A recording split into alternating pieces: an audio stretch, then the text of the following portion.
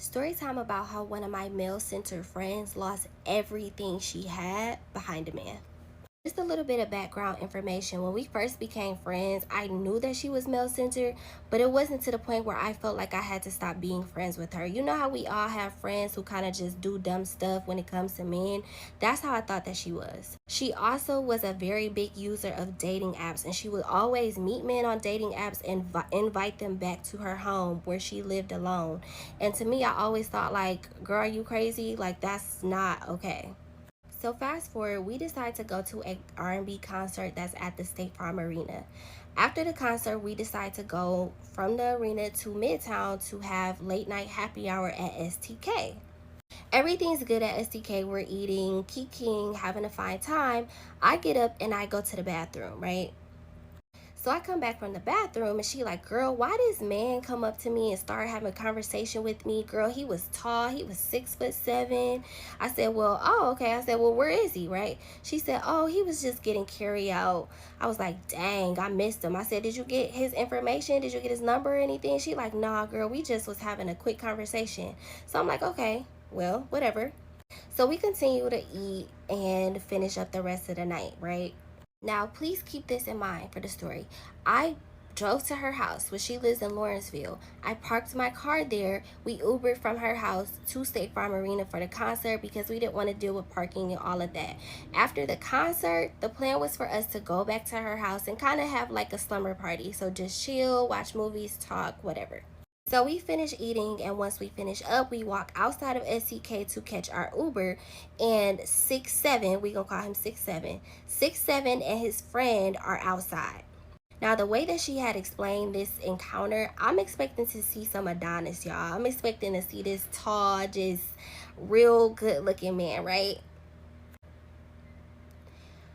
When I seen him, I was like, now he was in fact tall. Was he 6'7"? I don't know. When I seen him, girl, straight, I'm sorry, but he looks like a bum.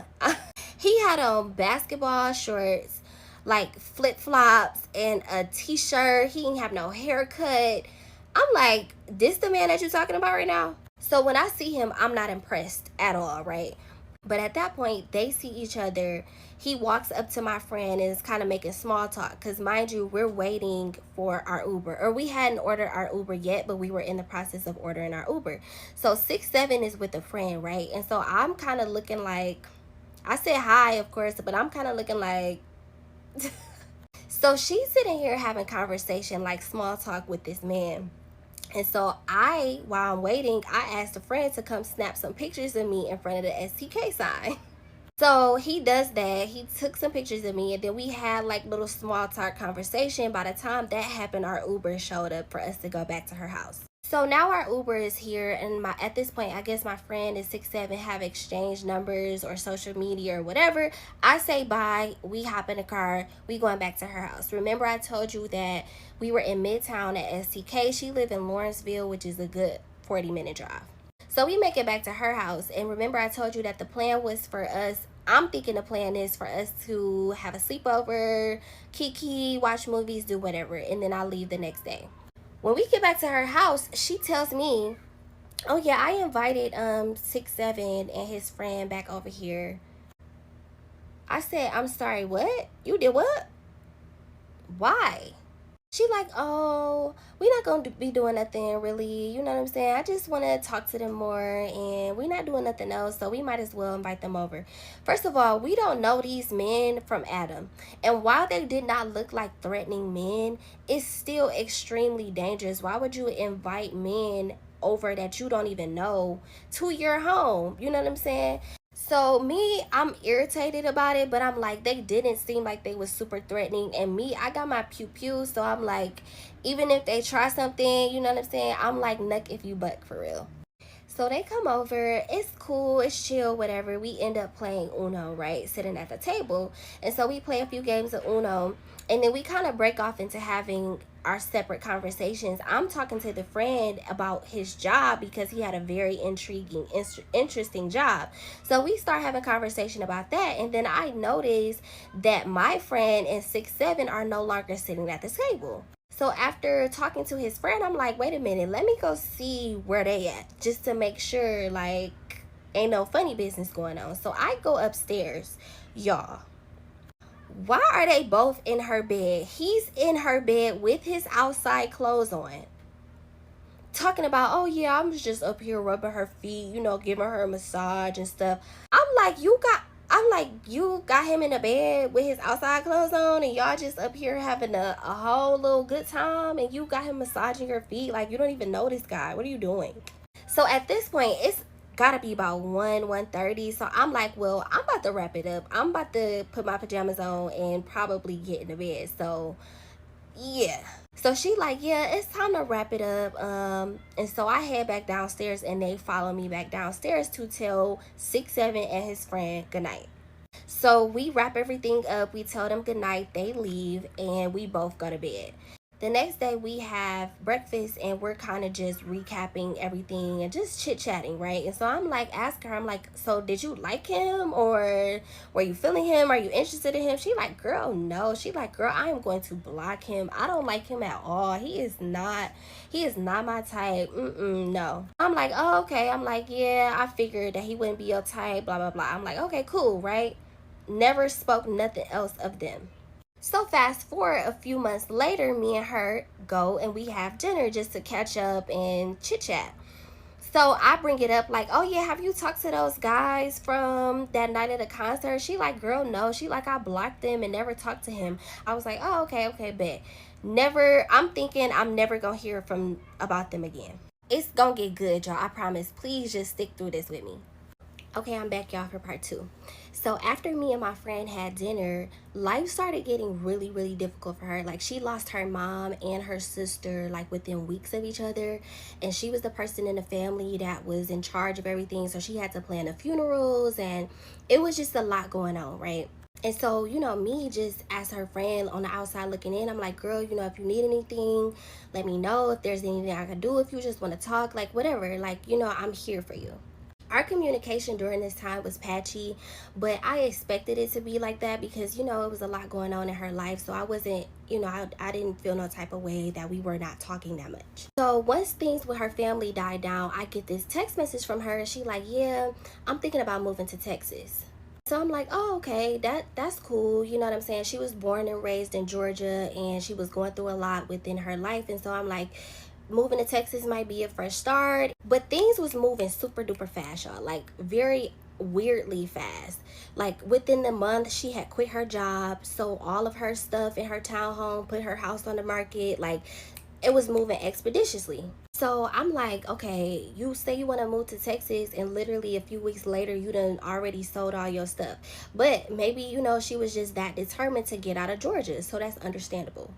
Long story short, y'all, this girl ended up completely ghosting me, right? So I would reach out to her like, hey, did you, how's everything going with the move? Did you need any help with the move? Have you sold all your stuff? Just trying to get updates like you would from a friend, right? Nothing from her. So after a few months go by and I don't hear nothing from her after she moved to Texas, I'm like, okay, maybe she moved to Texas and just wanted to completely start her life over, forget everybody that she knew in Georgia and whatever. So I'm like, okay, it is what it is. So some months go by, y'all. This gotta be like 4 to 6 months later, right? After not hearing from her, I get this random text message, and it's from her. She like, hey girl, so sorry that I went ghost. It's been so much going on. I really would love to talk to you. I really would love to catch up. I'm like, okay. I'm like, okay, cool. You know what I'm saying? I'm like, how's the move to Texas? Are you liking Texas? What's going on? Y'all, tell me why this girl moved to Texas with 6-7. When she called me and told me that she moved to Texas with 6-7, my mouth was on the floor. Because mind you, this is the same man that you told me months ago that you was never going to speak to again, and now you done moved to Texas with him? I was flabbergasted. Not only did she move to Texas with 6-7, 6-7 was in the military, and I guess he was like had a disability or something where he wasn't working. He didn't have a job. Mind you, y'all, she was paying all of the bills. She paid all of their moving expenses. She paid to move 2 of her cars. She got a job. He did not have a job. So she telling me all of this, and I'm just, my mind is blown. I'm at a loss for words. I can't even talk. I'm just listening. She done moved with this man to Texas, and he did exactly what a man would have done. He started cheating on her.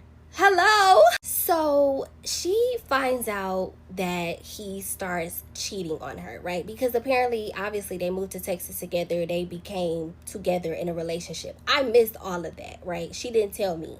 So he starts cheating on her. I mean, he's taking women on dates in her car, just moving real foul. Like, I think he was possibly had an STD. Like, it got real crazy. Like, he was losing his mind. So long story short, things between her and 6'7" go completely south. And I'm just like, you moved to Texas with a man that you told me that you was never gonna speak to again. I was just like, I can't even believe it. I was just like, how did this even happen? And so when you move to Texas, different states have different laws. And when you move to Texas, I believe you can't just break a lease. Like, you know how in some places, some states, you can like pay whatever, and then you can break your lease and just move out. In Texas, I believe you cannot break a lease without paying up the rent for however long the lease is. I'm not sure, but I forgot to tell y'all that in the midst of all of this, she also got fired from her job. Now she don't have a job. He doesn't have an income. She was paying all of the bills. She has pretty much depleted all of her savings, all of the money that she was getting from her job. Like, she has no money. She doesn't have any money to break the lease, and neither does he. So they're going back and forth trying to figure out what they're going to do, because at this point, she wants to move back to Georgia, right? But 6'7", he wants to stay in Texas because he's found himself and he has this new life in Texas now. Child, I was just like, what the heck? So they worked out something, right, for her to move back to Georgia and he stay in Texas and continue to pay the rent on wherever they live. When I say she lost everything, she lost everything. So now you in Texas with this man that you barely know, that you met not even a year ago, that you done moved 1,000 miles to Texas with. You don't have a job. You don't have no money. He don't have no money. Y'all not together. Y'all just coexisting. You don't have nothing. It's nothing that you can do. Okay, go to part 3, y'all. I'm not trying to make these too long. That's going to be the last part. Okay, y'all, this part 3, the last part, because I got to go. So thankfully, my friend in 6'7" was able to come to an agreement that he was going to stay in the apartment and she was going to take her name off the lease and move back to Atlanta. She packed what little that she had. I think her dad or somebody had to help her move back to Atlanta because she didn't have any money or anything. Now, I'm not sure what she did with her cars. Maybe she still had one of her cars. And I think she sold the other one maybe for some money. I can't really remember because it's been a while. But long story short, she was able to go back to Atlanta. And so she moved back to Atlanta. She had to start completely over. I think she was living like in her dad's basement until she could get a job and get back on her feet and start everything over. Now, here's what got me, right? Because I'm like, okay, you back in Atlanta. And she was kind of reaching out to me like, oh, I want to possibly, we can go out for coffee or something and kind of revive our friendship. And I'm kind of like, So we never made it to coffee, and I'm about to tell y'all why. This girl got the nerve to tell me, basically we was talking about her getting back on her feet or whatever, right? So this probably a month or two maybe after she's moved back to Georgia. She like, yeah, I've been looking for a job. Yeah, I'm staying with my dad in his basement, but this is not gonna last too long. She proceeds to say, yeah, my man told me that I can come stay with him maybe until I get on my feet. I said, your man? I kid you not, y'all. The last text message I ever sent that girl said, oh wow, new man already? I think I blocked her, or I just did not respond to her. I was just like, oh yeah, you gotta go. Cut the cameras. Cut the cameras. Quit playing. Quit playing. What do you mean you have a new man already? She had met a new man either on a dating site, or it was a man that she had already knew that was on a dating site. What do you mean you got a new man? I was so just I was outdone. I was just like, yeah, it's no room on God's green earth for us to ever have a friendship. You went through all of that just dealing with a man. You trying to tell me that you can't be by yourself for 2.5 seconds before you hop into another situation? She is the definition, y'all, of male centered. And you have to be so careful when dealing with male centered women, because they be the type of women that will do anything for a man. Those murder shows that you see that be like For My Man, where women be crashing out and unaliving people over men, those be those types of females. And you don't want that type of female around you because they are dangerous and scary. What do you mean you have a man already? Are you cool? So yeah, y'all, long story short, I never responded to her after that message. She might have said something to me after that. I can't really remember, but she wasn't even a bad person. Like, she was a cool girl. You know what I'm saying? She was a cool chick. It's just, I try not to get too involved in my friends' love lives, because at the end of the day, it's your life. But I don't even want that type of mentality attached to me, because they say birds of a feather flock together, and I promise you, we was not birds of the same kind. I'm not a bird at all. Okay, so let me respond to comments like this, because there's people on here like, why are you telling your friend business and running to the internet telling her business? For one, we are not friends, and we probably was never friends, which is why she handled me the way that she handled me. I'm wrong telling y'all an experience that I actually had with somebody that I thought was my friend. Also, helping people and giving people warnings to what can happen when you make a man the center of your entire world, when you put a man before your friends, your family, your career, your job, your livelihood. Like, are we okay? She made a mistake, and I'm not judging her at all. She honestly, all she had to do as my friend was tell me what was going on. I was reaching out to her, trying to help her, gonna give her whatever advice that I had, and she was not willing to tell me the truth about nothing that was going on. And did she really trust me, y'all? Did she really trust me? And did she really consider me her friend? The actions that she exhibited, did she trust me, and did she really consider me her friend? Can I say just one more little thing, y'all? Just one. Then I'm wrapping up this saga, I swear. But a few people made some comments like, why were you still attempting to be her friend after you seen the way that she was?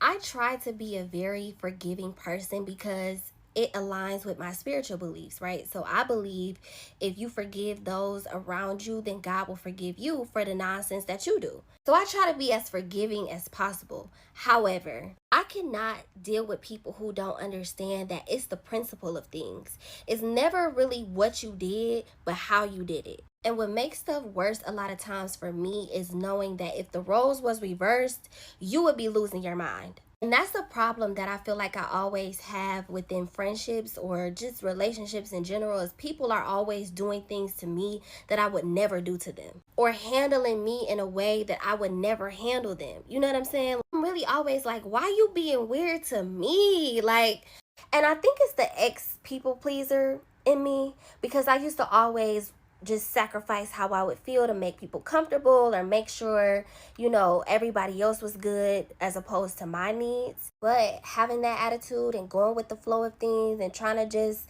keep things cool because you want to maintain the friendship or the relationship, you gonna end up in some crazy situations like I was, or end up with people just running all over you, end up with having fake friendships and having false relationships. I just wanted to end it on that note, y'all. I 100% extended grace to her in that moment, and I still extend grace to her, and I forgive her for whatever I feel like she could have handled better within our friendship. And if she feel like it's something that I could have handled better, then I hope that she forgives me as well. But do we have to be friends now, or will she ever have access to me ever again? Absolutely not.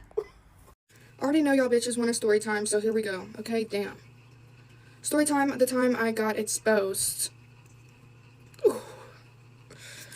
I'm digging up this memory for you guys, so you're welcome. I got exposed twice. So, this story will be the worst one, and then the next story time I do after will be it was not that bad, okay? This one was bad, and honestly, this situation still makes me mad to this day because it was fucked up what happened to me. But let's get on with it, okay? I was like maybe 16, 17, and I was hanging out with my sneaky link, okay? That's pretty much what it was. Did I want a relationship with him? Yes, but did he want that? No. So yeah, we were basically hanging out around Newport on the levee. We were riding around little bikes around the city, whatever. We were chilling, having a good time. We're smoking a little yup, having a good time. And then, of course, he was like, "When are we gonna do? When are we gonna do this? You know, like that's the whole reason why I'm here." He was a dog, but did I hate myself? Yes. So yeah, I had no self-respect. And I thought that that was love. Okay, I thought Smax was love because of trauma. But yeah, I was also young. Anyways, that's what he wanted to do, so we're gonna find a place to do it. Also, we couldn't go back to my house because my parents were strict at the time. I don't know why we couldn't go to his house, but he was like, let's just park somewhere and do it in the car. So we went back in the car after having a little date, I guess, whatever you want to call it. And we were driving around, and he was like, nobody's around this area. Even though Newport is kind of like a populated area, he was like, nobody's around this area. We pulled up to a White Castle. Okay, we kind of parked away from everyone. And then I took my clothes off, he took his clothes off, and we started doing the do. Next thing I know, in my little ear, I hear, I look over, there is five guys, just walking by the car, and then they like looked in the car and saw me, and then I like went down really quick, tried to cover up, get some clothes on, and then they ran over to the car, and I did not have enough time to change, by the way, so hold this, that, everything out, okay? And started recording like in the window, started get like the window was cracked, like stuck the phone through the window trying to record me, and the dude I was with, he was a pussy, but he was like, stop. And I was like, then they kind of like walked away. They were laughing. I'm like, stop, like delete that video. What the fuck are you gonna do? Like delete that video. And he was like, I'll delete it if you, all five of our, and I said, no. What do you think I was gonna say? No. Okay. And then he was like, okay, well if you don't do it, I'm gonna post it on my Snap. And I was like, please, whatever. I just kind of ignored it. We drove out of there, dropped me back off home. And I was just chilling, probably watching Shameless at the time, and then I get a bunch of texts. Is this you? Is this you? Is this you? And the video that they sent was that video. Some dude posted it on a Snapchat story, and I said, no, that's not me. Like, what? Just because that girl has brown hair? Like, don't you know? There's a bunch of girls with brown hair. Why do you think it's me? So yeah, I said no, and like people actually kind of believed me, but if you're seeing this now, people from my life before, it was me. I need to charge my phone. It's on 5%. But yeah, trauma. Let me tell y'all the story time about how I had my side nigga at my house and my main pulled up and I didn't know what to do, so I left my own house. Mind you, I was just getting home from Puerto Rico, girls trip, so as soon as I come home, I'm going to be with a nigga. Now, me and my main dude at the time was like into it before I even went out of town. We had got into it. But I knew when he see me looking good, he was going to be on my line. Anyway, now my side dude, I really don't even want to call him my side dude because he really wasn't my side dude. I'm really not a cheater. It just was like a dude that I was messing with. Like I wasn't leading him on. I'm just messing with him. Period. And he really liked me or whatever, but I used to like give my main dude, which we weren't in a relationship either. This is just who I preferred. But I was giving all my main dude my time for real, so it kind of like blocked me out from being able to date with other dudes. Y'all get what I'm saying? Anyway, long story short, I got back from my trip, and as soon as I got back, I got a nickname him. We gonna call this dude Cancer because he was a Cancer, and we gonna call my other dude Pisces. So Cancer is the side dude, Pisces is the main dude. And if you know me, you know I love Pisces. Anyway, so long story short, Cancer like had messaged me, called me, whatever, told me he wanted to see me when I got home. Woo. Mind you, my last day in Puerto Rico, Pisces had called my phone. Keep in mind, we probably hadn't talked in like 2 weeks prior to him calling my phone. Oh, you out of town? You looking good? Yeah, all that. Keep in mind, I was never ugly, just crazy. So he be needing a little break from me. But when he see me looking good, breaks get cut short.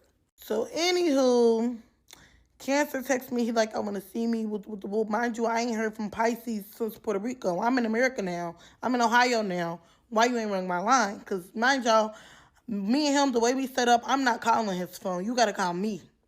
So boom, Cancer calling my phone though. Cancer calling, he ready to link. Mind y'all, I never really let him spend the night over my house or nothing. So he already let me know, like, can I spend the night? Like, I'm bringing my spend the night bag, da da da da. He like, can I take a shower at your house? Like,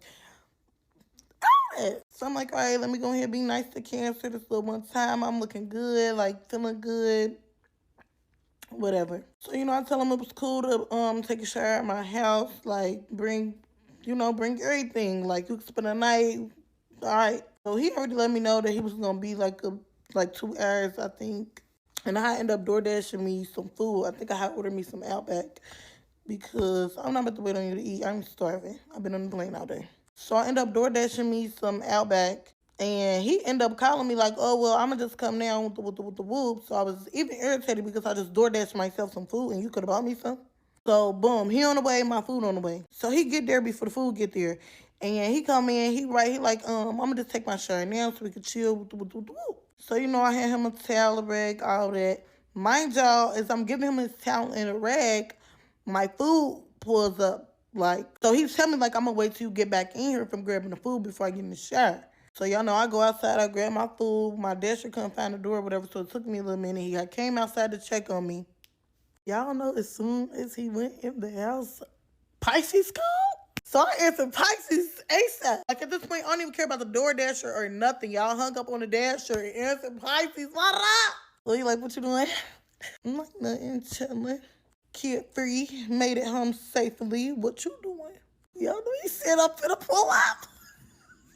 So I'm like, wait, you about to pull up? He like, yeah, I'll be there in a minute. Mind y'all, my side dude's still in the house waiting for me to come back in with my food so he could take his shower. And the dasher still can't even find the door. So I hung up on him. I'm like, hold on, let me call you back. Let me get my door dash real quick with the whoop. So I end up getting my food, end up going in the house. Once I came in, fucking Cancer. I'm forgetting these names. Cancer got in the shower, y'all. So once Cancer got in the shower, I called Pisces back. And I need an estimate on pulling up because either way it's going, no matter how this going tonight, y'all, I'm letting y'all know now. Cancer was getting out. Like, for Pisces, it was Pisces over everybody. So we get on the phone and I'm like, well, what's pulling up? Like what's pulling up? I'm about to go get us something to eat and I'm be on my way. Man, y'all, I just got some Outback delivered. But go get that food. I need some time. So he's like, what you want, some B-Dub? He know B-Dubs is one of my faves. So I'm like, yep, give me this, da da da. Sent him on a wild goose chase. Mind you, he already let me know he's going to the B-Dubs by my house, so I really don't have too long to get Cancer out of here. So time ticking, y'all. Time ticking. I'm so anxious. I can't even eat my food, y'all. I'm trying to let him take his shower, and then I didn't even have no excuse, so I can't even be like I was trying to let him take his shower because, no, I was trying to come up with an excuse. So when we in the shower, y'all, I can't even eat my food. Like, I'm just sitting there staring at the bag of Outback trying to figure out how the hell I'm going to get him out. So I'm sitting here trying to think of a master plan. Like, what am I about to do? He came all this way. Keep in mind, he lived 35 minutes away from me at the time. I felt so bad. I'm like, oh, my God, he came all this way. Like, he took his shower. He getting ready. Got his PJs and everything, y'all. I felt so bad. But over Pisces, we gonna do that. Mind you, Pisces don't give come over, pull up real quick, chill. No, that's my dude. Like, he's coming. He's moving back home. Like, this is what's going on. Like, you gotta go. So boom, I get a call from Pisces. I'm still sitting there trying to think of a master plan. Pisces called me. What you want to drink? Then and there, I knew he was picking up the food when he was 10 minutes away. I'm like, I gotta get this thing out. Talking about Cancer. Do y'all know I ran to the bathroom? I ran to the bathroom and started tugging on the shower curtain. Like, you gotta go, you gotta go. It's an emergency, like, you gotta go, you gotta get out of here. So y'all, he's scared as hell. Like, I gotta go. I'm leaving because I don't know what else to do. I'm not about to get caught up. Not by Pisces. I'm just like, I had a family emergency, y'all. So mind you, I'm throwing my sweatpants on and everything in the bathroom with him. I'm like, you have to get out. I'm like, I'm leaving. Go out the back door. I'm about to leave. I'm about to lock the front door. Like, go out the back door. You gotta go. Mind y'all, I didn't even have no car. And he knew this. So he like, okay, do you need me to take you somewhere? You need a ride? And I'm like, no, just go. So y'all, I leave the house. I left the house. I left the fucking house. I don't have nowhere to go. So I'm running around my apartment complex, hiding behind cars, trying to look and see if he leaving the house, trying to wait on Pisces to pull up. I'm ducking behind my neighbor's bushes and everything, y'all. Like, I'm terrified because Pisces cannot see this dude in his house. So y'all, the dude blowing me up, he really cared. He really, really cared. He blowing me up. He like, what's going on? Where did you go? Da da da da. I would have gave you a ride. Like, da da da da. Man, y'all, I'm texting my friend on the sideline, like I'm trying to get advice. So she like, sis, bitch, he's not leaving your house. You should have put him out. Like, he is not about to leave. He about to be waiting in that bed for you to get back home. Like, you should have put him out. Like, man, y'all, at this point, I know for a fact I don't have time to go back to this house to try to get him out. So he keep calling me. He keep calling me like, what is going on? Like, da da da da da da. I'm like, just leave, just leave, just leave. Tell me why I see Pisces pull up. I'm hiding behind the bush. He rolled right past me. So I'm texting Cancer. I'm like, come on, like you got to get out. Like you got to go, just leave. Like I'm good, just leave. And I'm on the phone with my friend. She yelling at me. She even mad I left. Like, what is you doing? Next thing I know, Cancer called me. Did you order DoorDash? Because somebody at the door would be Dubs. Yeah. I was about to kill him. At this point, he had to know something was up because I'm yelling in the phone at this point, like, don't open the door, just leave. Leave out the back door now. Boom, Pisces call me. So at this point, I'm not really knowing if they seen each other or not yet. Like, I got a peephole, so I'm guessing Cancer must have just looked at the peephole and then called me like it's somebody at the door will be Dubs. Mind y'all, you know I just ordered the Outback. You know I didn't order no DoorDash. Why would I be eating Outback and be Dubs? So boom, Pisces called me and he like, come on, what kind of weird shit is you on? You know I was on my way. Da da da da da da da. I said, I'm walking back now. I'm over here doing my neighbor edges. Keep in mind, y'all, I still don't even know if Cancer left the house. So I'm walking as slow as I can back to my apartment because Cancer still got to pull off. Even if he did leave, he still have to drive past. And I'm hoping and praying that Pisces standing at my front door don't see Cancer walk around from the back and leaving his car. So y'all, I walked so slow back to my apartment. I hid behind the building and saw Cancer pull off. I walked up to Pisces and, you know, we ended up going in the house and having us a good night. I said, forget the Outback. That was the meal I was going to eat with the other nigga. I'm eating this B-Dubs right here with him. And we had us a good night. And y'all, it's so crazy because Cancer was like texting and calling my phone all night while I was with Pisces, like blowing my phone up, trying to make sure everything was okay. Like he was genuinely worried and thought something was wrong. So I did feel bad the next day, but it is what it is. I was 19. That riding and dying shit with your man, y'all bitches done took it too far. And by y'all bitches, I'm talking about me. Why the fuck I'm talking to this boy? He done robbed the plug, and I'm the getaway driver. Story time. So let me just tell y'all how we got here. So my homegirl 23, she make a status on Facebook. I get on there laughing and joking and shit. So a boy from her hometown, he get on the post too. He laughing and shit, and like he joking with me. So of course in Mississippi, I feel like that's your way of flirting, throwing out that you want to fuck with me. My homegirl get in the group chat. She like Stina Banks. That's what we gonna call him.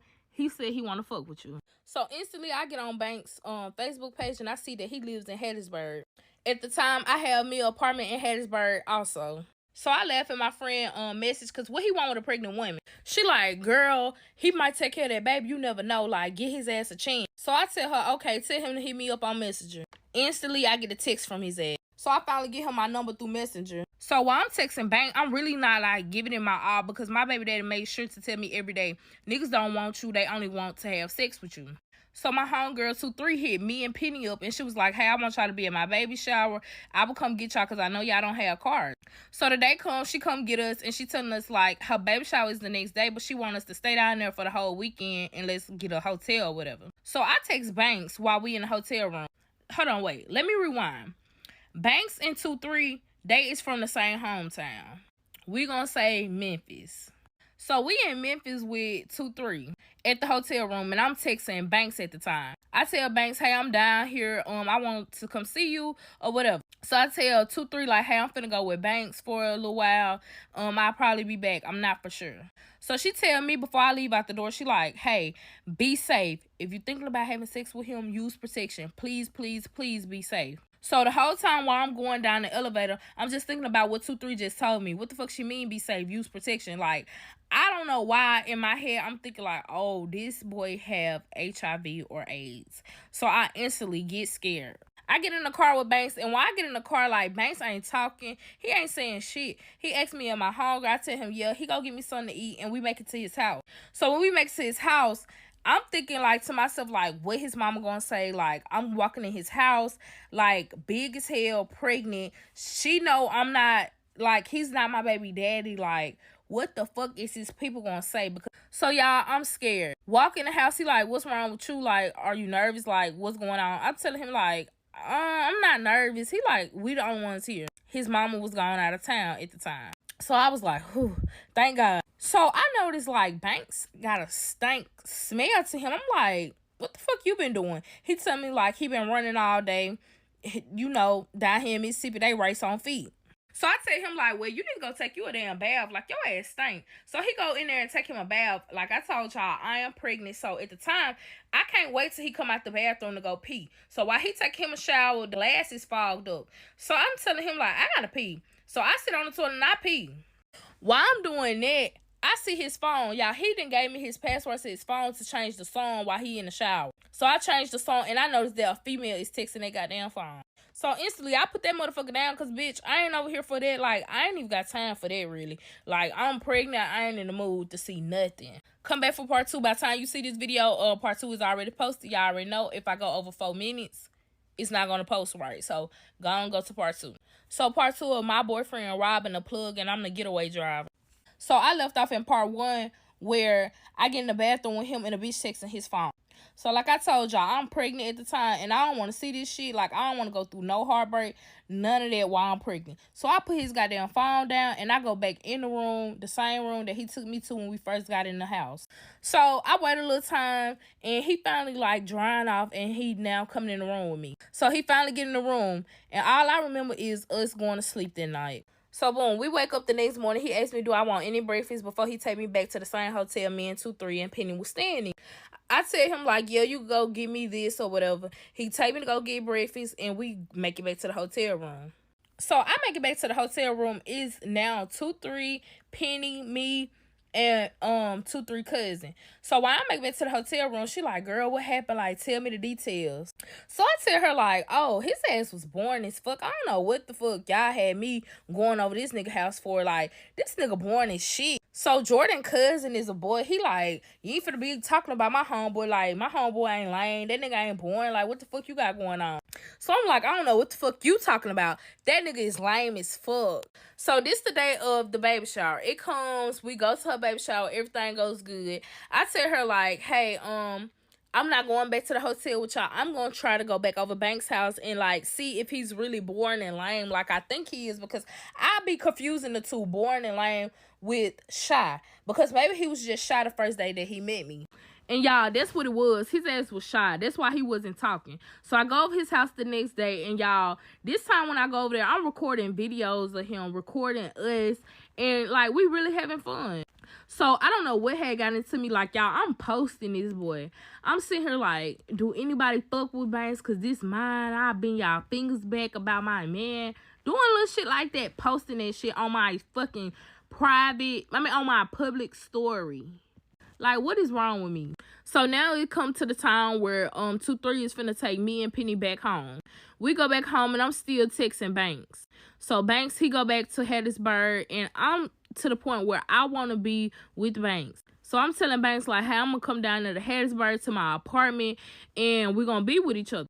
My brother had a trip planned, and to go to his trip, he had to pass through Hattiesburg. So I tell my brother like, hey, I'm going to ride to Hattiesburg with you, and you're going to drop me off in Hattiesburg. You're going to go on your trip, and when you come back through Hattiesburg, I'm going to come back home with you for my next doctor appointment. So the trip is for like 4 or 5 days. So I stay in Hattiesburg for them little days. Whole time while I'm staying down there, Banks is coming to see me, y'all. He let me drive his car. He taking me on dates. He buy me everything that I want, like food-wise, all of that. He spending all his time with me. Like, it was really a good time with Banks. Like, he taking care of me like a baby daddy should be doing a baby mama. Not gonna lie. Like, Banks had told his mama that he fucked with a girl that's pregnant. Like, y'all, his mama had asked for my number. She was like, whatever the baby needs, I will buy. Like, just let me know. So it comes to the point where it's time for me to go home. Like, my brother then got back from his trip. He finna come pick me up. I go back home for my doctor's appointment. And I'm telling my baby daddy, like, hey, I got a doctor's appointment today. You gonna come? So the doctor appointment come. My baby daddy telling me, like, hey, I'm not gonna be able to make it. Okay, bitch, that's fine. Like, you never be able to make it, bitch. I don't know what the fuck you be having time for. But, okay, that's cool. So I got, like, a funky-ass attitude. So at this point, I was blocking my baby daddy back and forth. I would block him, then I unblock him. I just was tired of the bullshit with him. So at this point, I'm looking at Banks like he my baby daddy, even though I know for a fact, like, he would never be my baby daddy because, like, I was pregnant before I met him. So I go to my doctor's appointment alone. Y'all come back for part 3 because part 3 of my boyfriend robbing a plug and I was the getaway driver. So I had hit my sister up like, hey, you coming home this weekend? Because if you do, I'm riding back to Hattiesburg with you. Like, y'all, I had made it to a routine. Like, every time before my doctor's appointment, I would go to Hattiesburg, and then when I have a doctor's appointment, I would go back home to my doctor appointment and then make my way back to go see Banks in our apartment. So my sister was like, yeah, I'm coming home. We ride out at Dunn. If you don't have your ass in this car, your ass is getting left. So I made sure I was there at Dunn, and we rode out at Dunn, like she said. While we on the way to Hattiesburg, she asked me, like, hey, you really stop fucking with your baby daddy? Like, how is you doing it? Like, how is you going along with this shit and this y'all first kid together? Like, how are you okay? Like, are you okay, sis? So I'm telling her, like, yes, I'm okay. Like, I really don't fuck with him. Like, I just can't fuck with a nigga that don't give a fuck about me. And she telling me, like, that is so good because he done popped out with his bitch. So I'm like, what bitch? She like, girl, his girlfriend, they done finally popped out. So she get on Snapchat and y'all, she shows me the fucking Snapchat. So that shit had pissed me off. So I instantly get on Snapchat and I text him like, bitch, what the fuck? You told me you ain't had no girlfriend. Like, y'all, he had made it seem like I was just tripping. So after I sent that motherfucking message, y'all, I had blocked him. That blocking him shit, that shit had turned him the fuck up. He texted my sister phone like, hey, is Stina with you? Like, I need to talk to her. Like, somehow me and him get in touch with each other and he telling me like I don't have a girlfriend. So I'm like, what the fuck? Yes, you do. Like, you just posted the bitch. But he don't know I had seen the picture that he had posted. He don't know none of that. So I block him because at this point, I'm on the way to go see Banks. So I go see Banks and y'all, we is having fun down there in Hattiesburg. Like, I was living the life. Like, at this point, like, you posting your bitch. So I'm finna start posting Banks more and more. So I do just that. The next weekend comes, it's time for me to go see my doctor again. Go see my doctor, and now my baby shower is coming up. So I'm asking Banks, like, hey, you gonna come to my baby shower? And his mama telling me, like, hey, whatever you need, like, see what you get at the baby shower first and write it down, whatever you need, and I got you. So I'm asking Banks, like, hey, is you gonna come? He like, what your baby daddy gonna say? Like, he being considerate as fuck. So I asked my baby daddy, hey, can Banks come to the baby shower? He like, man, you got me fucked up. No, none of that shit is happening. So the baby shower come, nobody brought their other +1 with them. Me and my baby daddy there. But when I get in the car with my baby daddy, I know this is some lip gloss. So I got a stank ass attitude. Cause why was this bitch in his car? Even though I fuck with Banks. So at this point, I go to the doctor and the doctor telling me like when I'm finna be induced. So yeah, I get the date and I tell Banks like, hey, I'm finna have my baby this day. And I tell my baby daddy like, so the day come that I have her, I don't talk to Banks at all the whole time while we in the hospital. But the whole time, my baby daddy, he was talking to his girlfriend the whole time. He had told me that his girlfriend had told him congratulations and everything. But mind y'all, he didn't say his girlfriend. He called her by her name.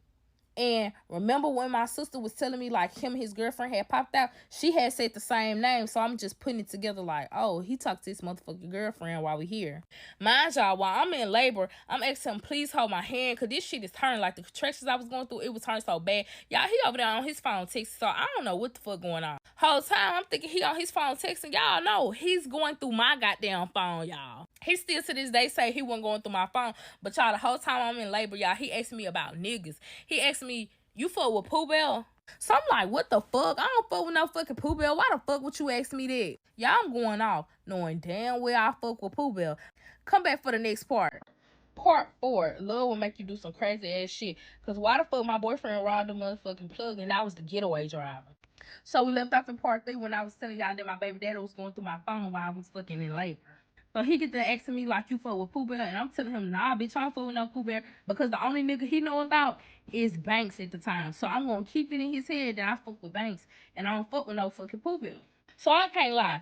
I have my little girl, and the whole time when I have her, he is in there treating me like a fucking queen, like a princess. That treatment that I got in that hospital delivery room, I pray that every pregnant woman, every mother to be, every mom had that treatment. My baby daddy treated me like a princess. I'm not gonna lie. Fuck a princess. He treated me like a queen. So in my head, I'm thinking like, maybe I'm gonna get my family back. Delusional as hell. Yeah, I very much was. So I talked to Banks none while we in that hospital room. But this whole time, my baby daddy is keeping in touch with his girlfriend. So now it's time for us to go home. My baby daddy, he brings us home and he tell me like, hey, I'm gonna be right back. Which I find weird because my baby daddy was with us the whole time. Like he couldn't put my baby down. He was talking about how much he loved being a father, this and that. But hey, I understand like things come up, like go handle your business and come back. That's cool. So my baby daddy texts me, he like, hey, I'm on the way back. So before my baby daddy even make it back, I get a screenshot. Somebody had sent me my baby daddy mugshot picture. So I'm looking at the date and the time. I'm like, what the fuck? Like, this nigga done went to jail? What the fuck he mean he on his way back? So, yes, my baby daddy had went to jail, and now he's on his way back. So, my baby daddy come back, and he just tell me, like, hey, I just been in jail. And I'm thinking to myself, like, I already know, because, like, my police ass cousins and homegirls, they own it. They already sent me that, but I don't tell him or whatever. I wait till he tell me why he went to jail. So, boom. He tell me all the information, blase, blase. So from the day that we got out the hospital, my baby daddy have been at our house nonstop every day to come put our baby to sleep, all of it. So it's like 3 weeks in, and I still haven't talked to Banks none. So my baby daddy is over there. So I'm like, oh my gosh, I haven't talked to Banks. Let me go sneak in the next room and go talk to him because I was being considerate. So while I'm talking to Banks, he's telling me like, I understand that you is a new mom. I understand that like stuff is overwhelming, but I want to see you. So boom, my baby daddy tell me like, hey, I'm finna get up and go. Like, I'll be back to put our baby to sleep. So at that time, I had told Banks like, it's cool for you to come over. Banks lived 2 hours and 30 minutes from me. So I had it planned in my head. If my baby daddy wasn't back by then, I just tell him, hey, I have company, come back another time. So Banks make it there before my baby daddy. So I tell my baby daddy like, hey, I have company. Don't even worry about coming back. Just come back tomorrow. My baby daddy like, you got me fucked up, bitch. I don't give no fuck about you having company. I always put my baby to sleep like, bitch, fuck you. So I'm kind of confused, like, huh? So some minutes had rolled past, and my baby daddy like, bitch, come outside. Like, I'm outside. I'm coming in that motherfucking house. So y'all, I'm sitting in my bed and I'm looking at Banks, and I'm like, Banks is still here. Like, my baby daddy told me he outside. So at this point, my baby daddy know what kind of car Banks drive. I'm like, what he on? So I'm trying to ignore the message. While I'm trying to ignore the message, I hear knocks at the door. So I'm texting my mom like, please do not open up that door. There's my baby daddy at the door. He trying to come over here. My mama knew Banks was in the back. So she like, okay. So I know y'all probably wondering where my daughter at this whole time. My daughter's in the room with my mom.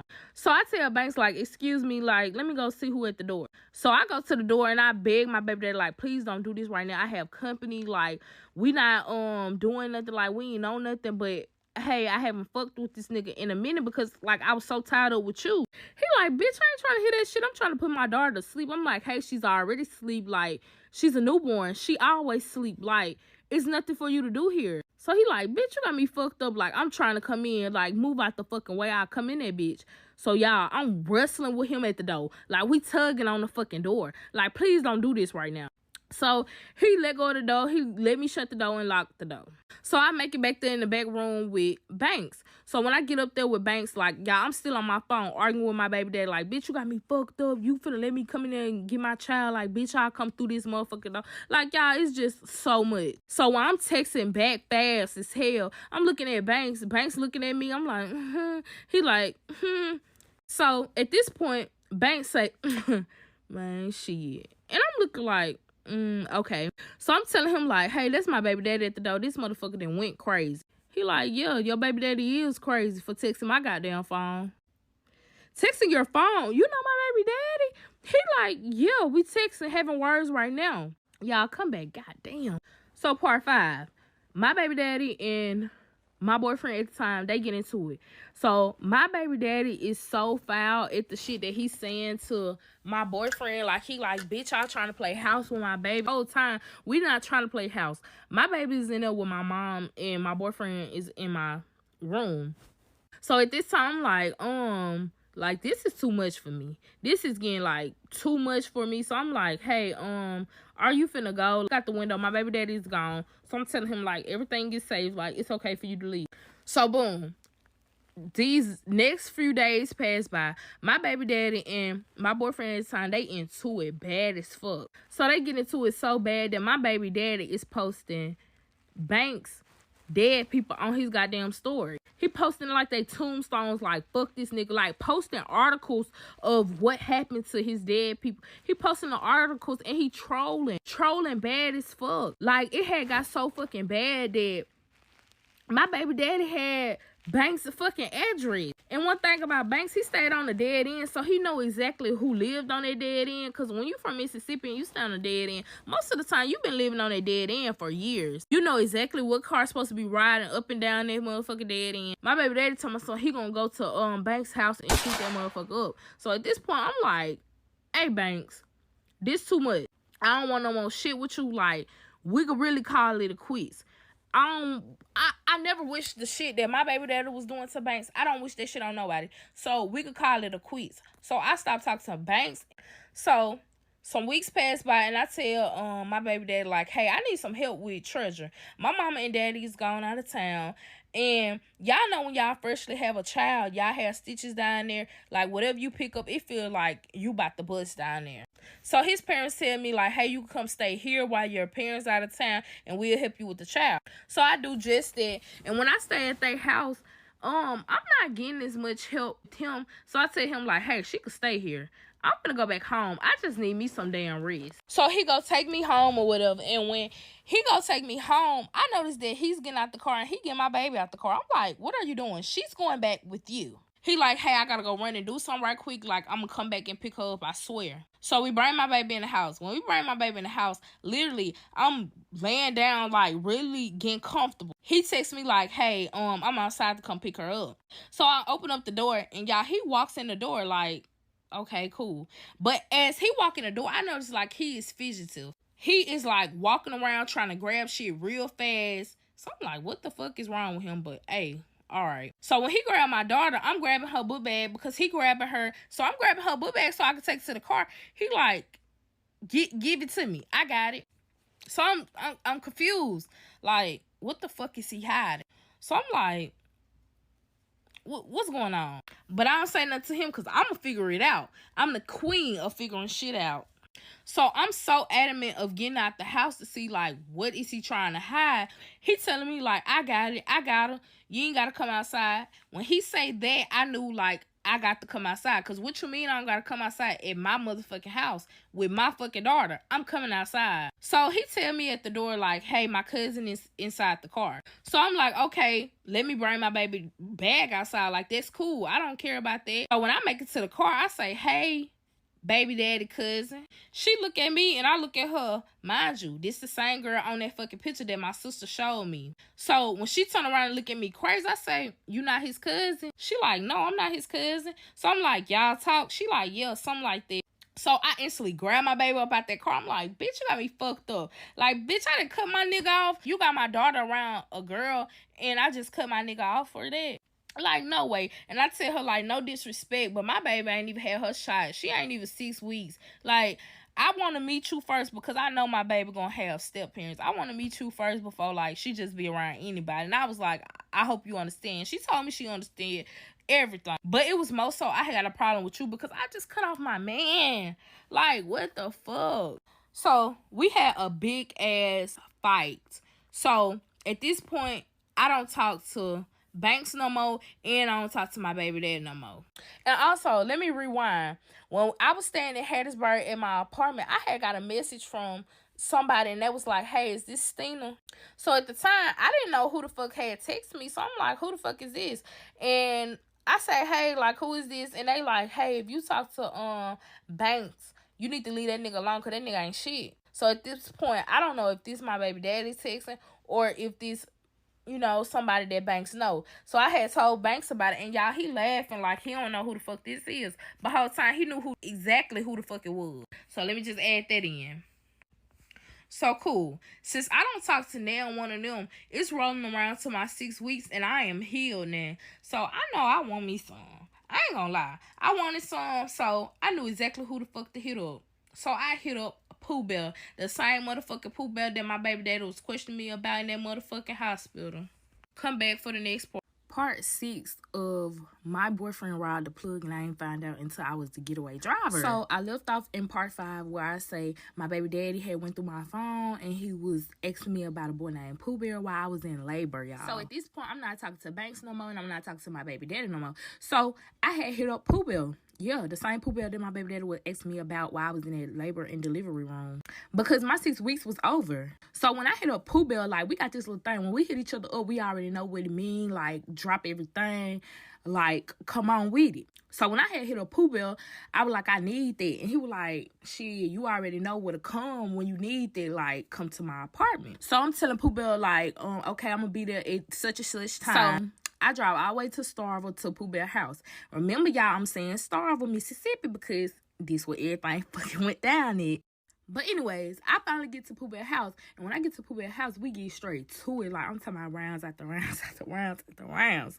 So, whole time while we doing the do, my phone keep blowing up. Like, keep blowing up. But at this point, I don't fuck with nobody. And people always had a tendency of fucking texting me when I get over a nigga house. So, I'm ignoring the shit. I guess Pooh Bear gets sick and tired of it, so Pooh Bear get the phone and put it on Do Not Disturb. So, while we still doing it, this motherfucker still going off. Mind y'all, I got a newborn baby at home, so I'm thinking like it's probably my mama. So, I had just took my mama car without her knowing. My mama had been complaining that whole fucking night before. Like, I be taking her car, don't be putting no gas in it. So, I'm telling him, like, we gotta hurry up. I gotta get back home. So, Pooh Bear looking at me across my head like, what the fuck you mean you gotta get back home? Baby, ain't no more time for laying up. Like, how you just want me out, baby? I'm finna go to the crib and go think about my actions because I know this is seeing how we just did it, bruh. So I finally get out the house after telling him, like, I got a newborn baby. I gotta go see what she doing.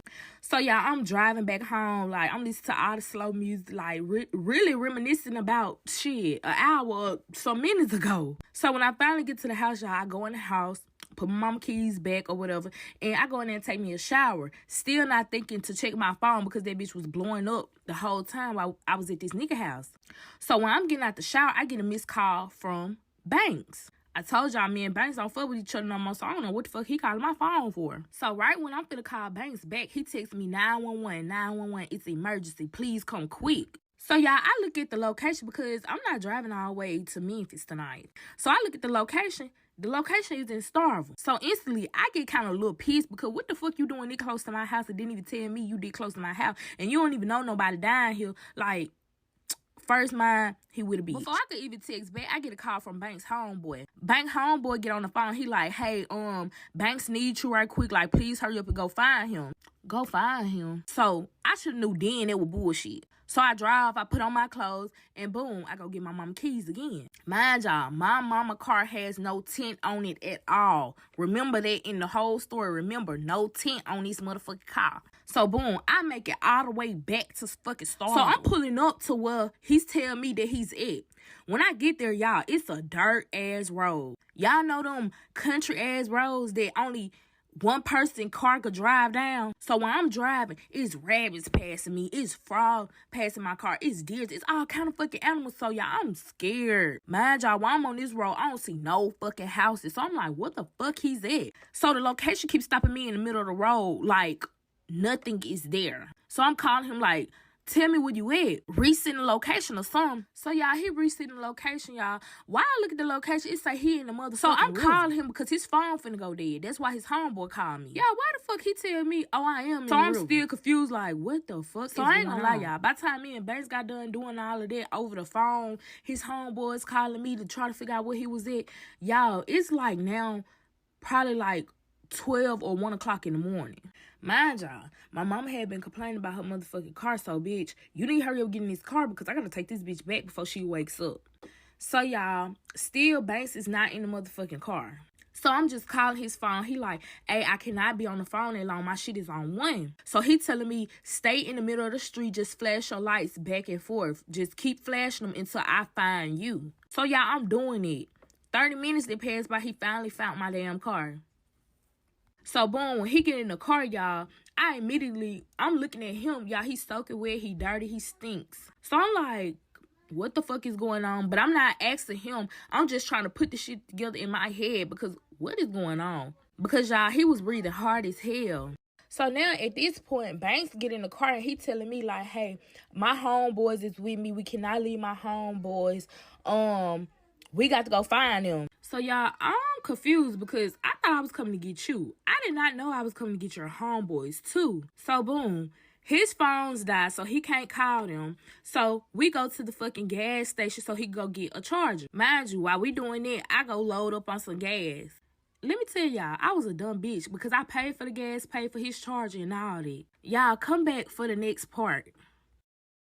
Part 7 of my boyfriend had robbed the plug and I was the getaway driver. Yes, love will make you do crazy ass shit. So like I said, it's like 2:30 in the morning and he don't know what his friends is. So at this point, we sitting at the gas station. We just, just chopping it up. He like, you been giving that see away. So I'm like, no, I ain't never gonna give your stuff away. Like, no, daddy, no. Dumb as fuck, like, bitch. He probably giving his shit away like, bitch, you just did it. Like, why are you lying? Y'all don't talk no more. So, y'all, I'm still not asking him, like, what have you got yourself into? Like, why you needed me to hurry up and come get you? Like, not thinking nothing of it. I'm like, where's your homeboy? So, boom, his phone finally come on with like in some more 30 more minutes. So that's like 3 o'clock now. So I'm telling him like, hurry up, call your homeboys, see where the fuck they at, because why in the hell, your phone going dead? Like, what are y'all doing down here? So soon he trying to call his homeboys. Y'all, soon that motherfucker got on the phone, his phone died. I don't know what was wrong with his phone, but his phone did not hold no motherfucking charge. So, boom. We just gonna ride around, back down, up and down that road to see, like, can they hear us? So, we doing just that. The whole time we ride up and down, like I told y'all, it's a dead end. So, he got to keep turning around every time in the dead end. We'll ride down the road. We got to keep turning around every time we go to the end to come back up. And the whole time, he laying down the window like, hey, it's Banks. Do y'all hear me? I kid y'all not. We rode down that road about like 40, 50 times. So finally his phone is back on. So now it's like fucking 3:30 in the fucking morning. He finally get to call his homeboy with / his cousin like, hey, what the fuck y'all at? So they tell us like, we at the gas station, like we been here for a minute. So he like dropped the low, hurry up before my phone die. He hurry up, get off the phone with them. So we follow the location and we make it to the gas station. Get to the gas station, they up there, we like, good. Like, damn, I finally could get my mom her car back. So I told y'all I live an hour away. Drop these niggas off and I make it home about 5 o'clock before my mom even noticed her fucking car was gone. Don't y'all know when these niggas get in the car, they like, we gonna call him Ray. Where's Ray? So they like, we can't leave Ray down here because we not from here. Who the fuck is Ray? Like, you told me come pick you up, Banks. Why is all your homeboys missing too? So I understand Banks. At this point, I do not want to leave Banks' homeboys.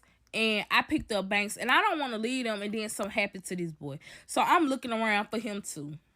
They go to fucking say, Ray do not have a cell phone. So we can't even get in touch with him, call him or none of that. We just gonna have to wait it out, go back down that road, and while we going back down that road, call out his name like how we been doing. So y'all, we riding back and down the road, back and down the road, back and down the fucking road. So at this point, 2 hours then passed by. So it's like 5:30. Like y'all, we had rolled up and down that road, and now it's time to get daylight outside. So I'm like, whole time, I'm just thinking in my head, like, how the fuck and why the fuck, like, where's y'all car? How the fuck y'all get down here? So when they get in the car, they starting to talk. And I'm just listening to what the fuck they saying. So Banks' 2 homeboys that got in the back seat, they saying like, which way did you run? Which way did you run? So I'm like, okay, it's been somewhere, and I already know that because they all is fucking dirty, they muddy as fuck, and they stink. So they like, where did the plan go wrong? So I'm thinking to myself, it's been a plan, so what the fuck they done did? So they like, hey, soon we got back there. So it was a robbery, y'all. But they didn't get shit. So I don't even know should I call this shit a fucking robbery. So he like, we're gonna discuss this when we find Ray. Let's like just be the focus of Ray. So y'all, why the fuck another hour passed by? We still riding down this fucking road. So at this point, daylight is up now. So kids are in school, y'all. So we see a bus ride past. Like, I'm like, I know damn well buses is not coming to pick fucking kids up. So I'm thinking to myself, like, what am I gonna tell my mama? Like, I already know. I'm finna have to argue with my mama when I get home because I know she up. My mama wake up early as fuck, y'all.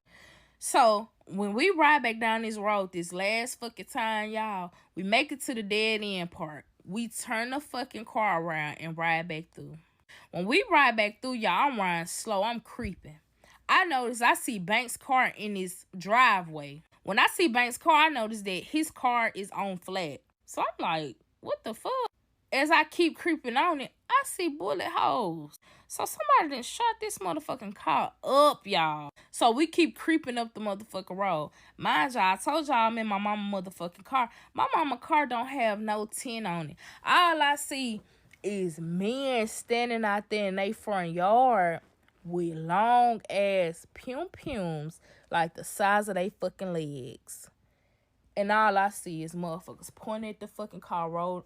Our fucking car, the same fucking car we're in, rolling down the motherfucking road, say. And mind y'all, I got my window cracked a little bit, and Banks got his window cracked. All I see is them pointing at the motherfucking car, say, is that their ass is right there? Is that them little niggas right there? Mind you, no fucking tint on the car. The boys in the back, they sitting straight up. Banks over there bent down. So instantly, I'm blowing that bitch. I'm getting the fuck off this road because y'all, I'm scared because I don't know what I got myself into. I still don't know what's going on. Mind y'all, I'm in my mama fucking car.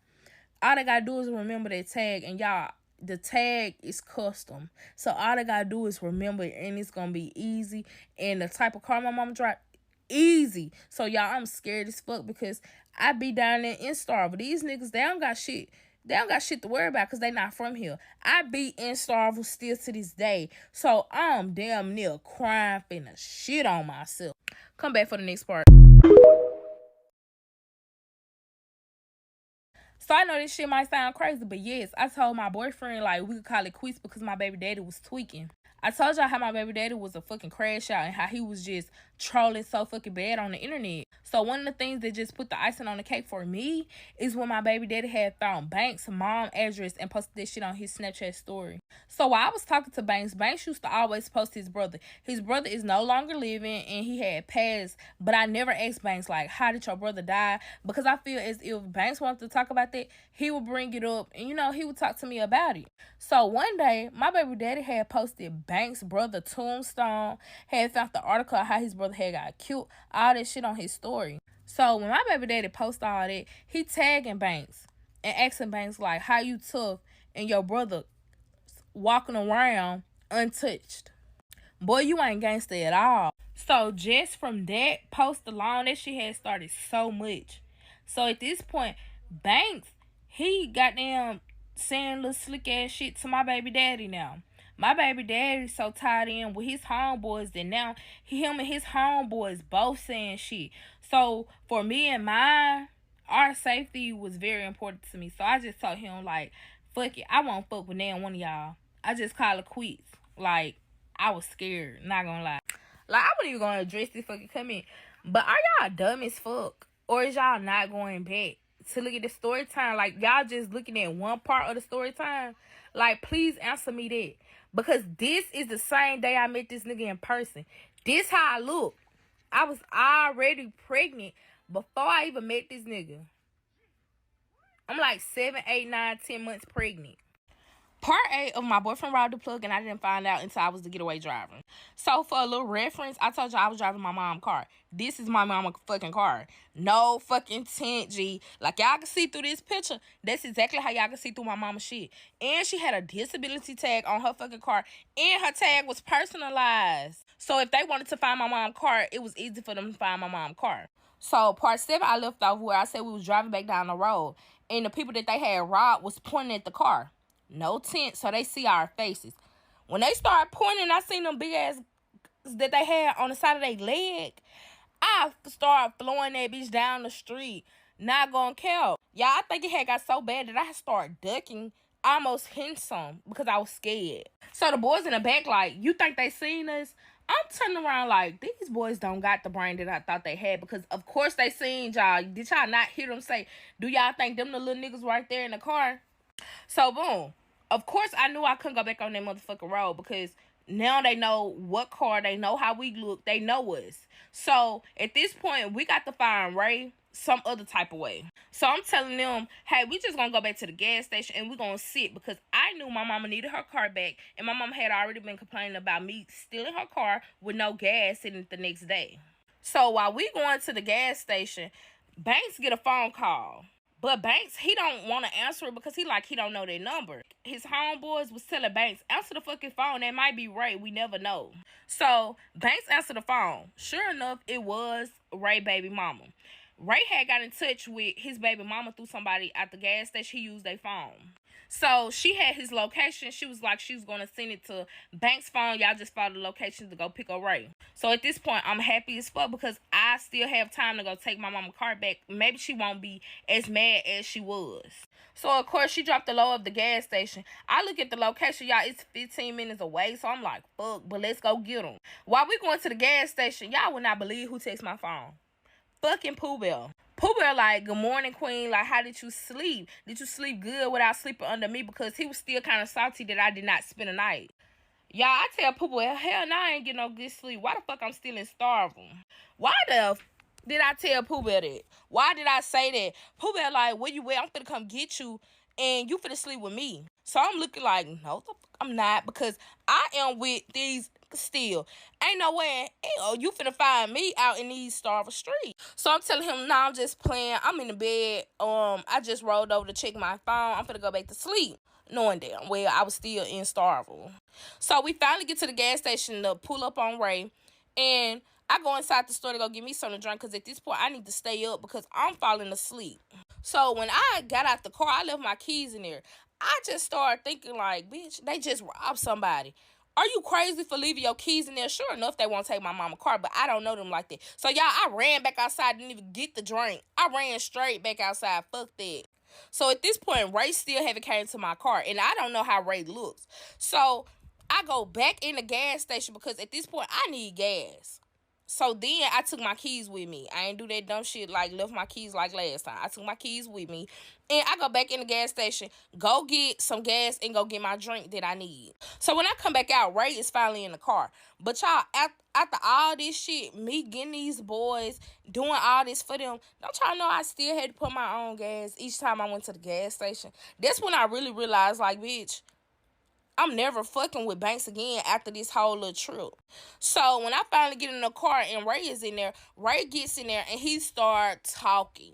So of course I'm not finna shut him up. I want to listen to what the fuck he got to say. So we sat at the gas station for 30 minutes to let him explain the story. So Ray started off with, ain't no way this just happened. So I'm listening to like what just happened, because I still don't know what just happened. Why is these niggas in my car and why are they muddy as... So Ray say, what happened, y'all? Which way did y'all go? So they get into talking, and come to find out, they had robbed the plug. So the plug had like a shed in his backyard. So if you know, you know. If you got a shed, you got supply. So the shed that they had in their yard was surrounded by dogs, surrounded by motion detected lights, surrounded by cameras. They dumb asses didn't know none of that. Mind you, they went down there to rob this man at 1 or 12 o'clock at night. What fucking dealer sleep at that time? So that was red flag number 1. So red flag number 2, when they pull up to go rob it, why the fuck the lights come on? So when the lights come on, the dogs instantly started barking. The dogs didn't stop barking because at first the people that they was robbing, they thought like, okay, the dog barking. But the dog continued to bark. And of course they live in the country, so the people like, what the fuck the dog's barking in? And y'all, the people that was getting robbed, they couldn't be smart either, because why the fuck y'all just didn't check the camera? They ass just ran outside instantly to see what they dog was barking in. So what I got from Ray is, one of the boys in the car, we're gonna call him Sean. Sean was turned towards the shed, and the house was behind Sean. So when the person that they was robbing came outside, Sean back was turned. So of course Ray had to shoot at the person that they was robbing, so they wouldn't get Sean with his back turned. So of course with Ray firing that shot for Sean so he wouldn't get hit, that made the plug know like, oh, we getting robbed. So of course they start back like, hey, y'all, round up the troops, like start coming outside. So at this point it's in the house that they did not know about, and the boys that's in the car with me that's supposed to be the robbers, they start shooting. Everybody was self a motherfucking bangs. So at this motherfucking point I'm thinking in my head like, oh, I'm in the car with some fuckers that's not even gonna us back. What? Like, let me get y'all out of my car.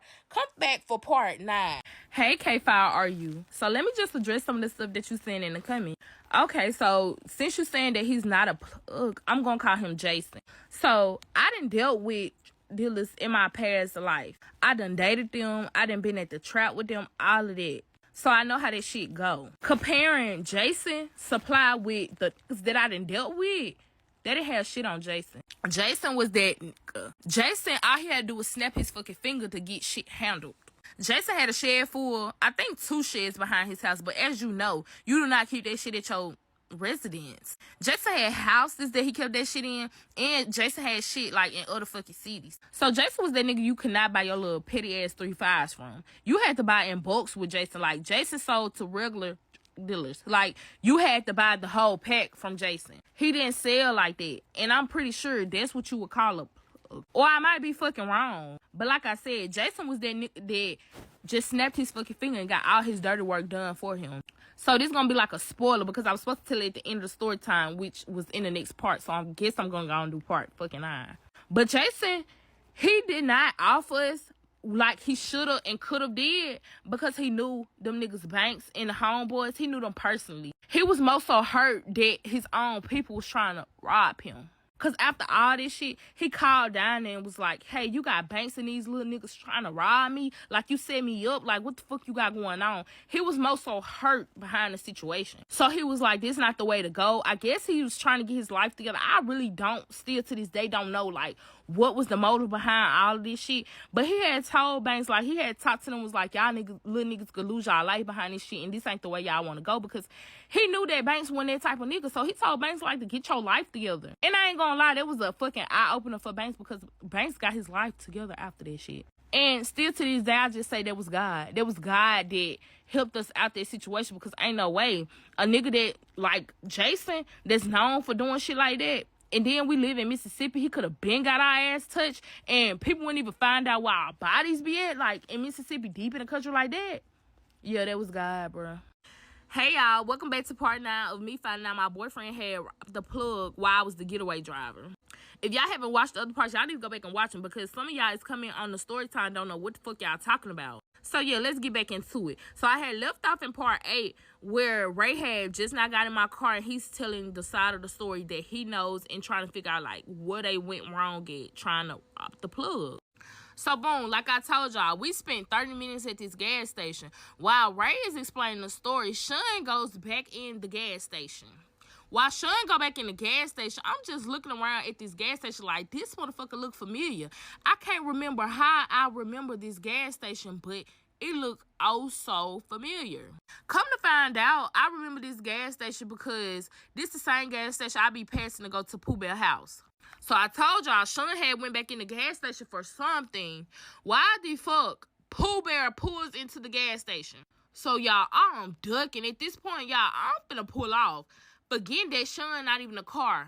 So they looking at me like, what you doing? Like, why you leaving and Sean not back? So I'm like, y'all better go get Sean. Y'all better go get Sean, because I refuse to lose my top eater. Because I'm in the car with y'all. So I think Pooh Bear did not see me because he never brought it up. So at this point, I'm asking them, like, hey, where are y'all going? Because I knew, like, my mom was going to be calling for her car at any minute now. So at this point, like I told y'all, they not from here, so they don't know where to go. So I tell them we could go back to my hometown, which is an hour away from Starville, and y'all get y'all a hotel room or whatever for $75. Y'all see this fucking picture in the background? This how a hotel look.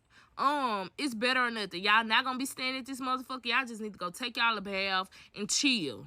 So y'all, we go all the way back to my hometown. We pull up to the hotel, and why the fuck when we get there, I asked them like, hey, how much is the hotel room? Like, let me make sure it's still $75 because this is what I told these boys. They saying like, hey, yeah, it is $75. So I go back to the car with the boys and I'm like, hey, y'all, he did say it was $75. Like, what y'all gonna do? So they looking at me with a long mouth. I'm looking at them like, come on with some money. So y'all telling me y'all this person and y'all didn't get shit? Y'all didn't even get $25?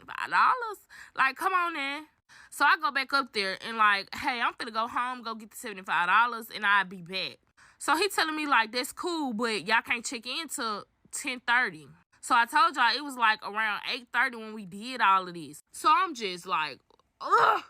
What you mean they can't check in till 10:30? Like, I gotta get my mom car home. I don't know what my mom gonna say. None of that. So y'all, at this point, we ride around my small ass town until 10:30. Y'all, my little hometown so small that we have only 4 lights in the whole city. So at this point, these niggas know that we riding in circles. But I don't care. I'm going to do whatever I got to do so they would not have to go to my mom's house. Because what kind of explaining would I be doing with niggas in her car if she come outside? So while we riding around, Banks get a call from Ray baby mama. So he hand the phone to Ray, and Ray talks to her on the phone, and he get off the phone. He like, hey, can you take us back to Starville? So at this point, I'm like, fuck no. Like, you going to have to get your baby mama to come all the way to my hometown because what you mean take y'all back to Starville? So, of course, Banks get the rubbing on my leg like, baby, I love you. Like, you really love me. I see that you arrived for me because you came and got me. Saying all kind of shit that's getting into my head. So, of course, I told them, like, yes, I'll take y'all back to Starville. So, y'all, right before I make it to Starville, I get a text from my mama. What the fuck you at with my motherfucking car? Bring me my to this house. So, y'all, I'm mind blown. How I found out that my boyfriend just robbed the plug while I was the getaway driver of part 10, the last final fucking part. So like I just touched on the last part, Ray get a call from his baby mama and he finds out that his baby mama is now in Starville and she waiting to take them back home. So I live an hour away from Starville, so I'm pissed off at this point. So I'm telling him like, no, you gonna have to get your baby mama to come down here to my hometown and come pick y'all up because I've been driving around with y'all asses all night. Like, she gotta meet me halfway in the middle or something. So, of course, Banks rubbing on my motherfucking leg, telling my son he loved me, saying the right shit that I wanted to hear, and he convinced me to take their ass back to Starville. So at this time, while we driving back to Starville, I get a motherfucking message from my mama. What the f are you with my car? You better bring me my back home. So y'all, I'm looking confused as fuck. They don't know why the fuck I'm looking so confused in the car. But at this point, I got to come back with my mama's car. So we finally get back to Starville. Like I told y'all, it was like 8:30. So I live like an hour away from Starville. Really 47 minutes, but shit, that's an hour to me. So when we finally get to Starville, y'all, it's like damn near 9:20-ish. So we get back to the gas station or whatever. Why the fuck are we waiting on the baby mama? She's not even there. 15 minutes had passed by. She's still not there. So 30 fucking minutes had passed by. She finally pulling the fuck up. I'm looking at the car, at this girl getting out the car. While she getting out, I'm looking like, I know her. So I'm like, hey, girl. She like, hey, Stina. So at this time, the boys is getting out. While they getting out, they saying, maybe we could ask Ray baby mama, can she go over there and get Banks' car? But at this point, I'm looking like, how the fuck they finna get that car? And like I told y'all previously in the story, his tires shot out. So how is they finna get this car? But at the time, I did not know that Banks them did not know that their car was shot up. So they go get in the car with Ray baby mama.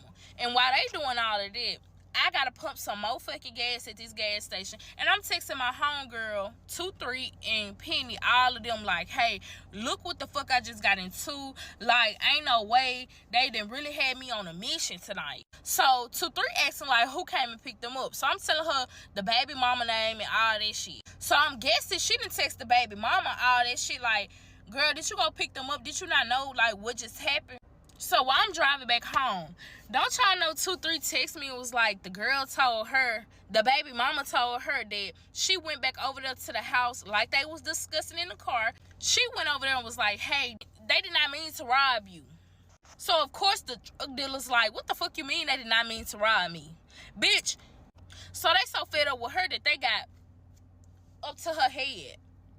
And that's when I really realized like it all just hit me like, no way you and this girl is risking y'all life with some shit that y'all had nothing to do with. If them boys to this day would have got some money off that, y'all would never got the money. Like, if they would have succeeded and got the money, y'all would never got the money. But y'all ready to die behind it. Like, y'all that traumatized. No way in hell y'all that traumatized. So I know y'all probably gonna be asking questions. Yes, me and Banks just stopped fucking with each other after that. I really realized after that shit, like, I would never fuck with a nigga like that. And I really feel like when a nigga give a fuck about you, they would never have you around no shit like that, ever. Another thing I think y'all would probably ask is why we didn't get our head blown off. So let me tell y'all, I had talked to Banks like probably like a week or two after all this situation had happened, and Banks had got his head on straight. Banks was like, I'll never do no shit like that again. Like, these niggas ain't got no cars. I'm the only one with a car, and now look at me, I'm down bad without a fucking car. Like, Banks had his life together. He was a college student. He was getting degrees, like all of that. He just fell short by falling in the wrong crowd. So come to find out, after all this shit had happened, the plug had hit up one of Banks' homeboys or big homies, something like that, and was like, hey, did you set me up? You got these little niggas down here trying to rob me. And he said every one of they motherfucking government names. So y'all going to rob this plug. This man know all of y'all personally. He know all of y'all fucking ass personally. He know y'all fucking address. Like, he know people that know y'all. What the fuck are y'all doing? And that's the only reason, like, he ain't have us touched or any fucking thing. Because he was like, this ain't the way to go out. Like, y'all don't want to die behind this shit. This is not it. Like, y'all need to go get y'all life together. I still don't know about the other boys that they go get their life together. But I know Banks, he probably kind of, like, got his head together because he did go back to school, finish school, like, got his degree, all that shit. But it's so crazy because, like, you didn't have your fucking life together when we was going together. Now that we done and everything, you got your life together. Like, was it me? But yeah, like, that was so fucking crazy. Like, y'all girls that be in these relationships that have y'all doing crazy ass shit, get out the motherfucking relationships. Because I really found out that my robbed the plug while I was the getaway driver. I could have lost my life behind that shit. And all I was thinking about was some dick. Story time about how my friend caught herpes and I had to kick her out of my house. Heavy on, you can do what you want to do, baby. More power to you. I'm not going to judge you, but you won't be doing that shit under my roof, under my house, and thinking I'm just going to sit by the waistline and let you rot. Disclaimer, I did not kick her out because she caught herpes. I kicked her out because the behaviors that got her caught up with herpes didn't stop under my roof when she got there. So last year, I had a homegirl who I had helped get on at the post office. I had did her application a couple years ago in her assessment. She was working at the post office. Everything was going good, but she said she was depressed. She felt like she was doing life by herself, and she wasn't living the life that she wanted to live. She had a crib, she had a car, a nice furnished apartment, and she wasn't happy with that. She wanted something more. She decided to hit up her father, and he was in Texas. And she said, "Can I fly to Texas and come live with you?" He let her do it. So she flew there, left her vehicle, abandoned her job, abandoned everything, and just ran off to Texas. I didn't even know she did it until I got a call like, "Hey, Serenity, do you mind driving my car from Georgia to Texas? Please, I'm too scared to drive by myself." I'm like, bitch, if you scared, what the fuck you think I am? I've only driven from Chicago to Atlanta. I don't know nothing about hitting them waters and them lakes and shits over there, them bridges. You need to get your ass on a bus or a flight and come your ass back to Georgia, and we can tag team that drive together. And that's what we did, because I'm a good ass friend. I'm gonna help you, bitch. You did some dumb ass shit. And Why didn't you put in your 2 weeks? Why didn't you ask for a transfer? Why would you leave to Texas and you ain't got no money? Like, my dad's gonna help me. I just need a new start. God told me to just let go and let God, so I'm let go and let God. And you know, you can't really tell somebody when God is speaking to them, but something told me. I was like, girl, it seemed like you running from something.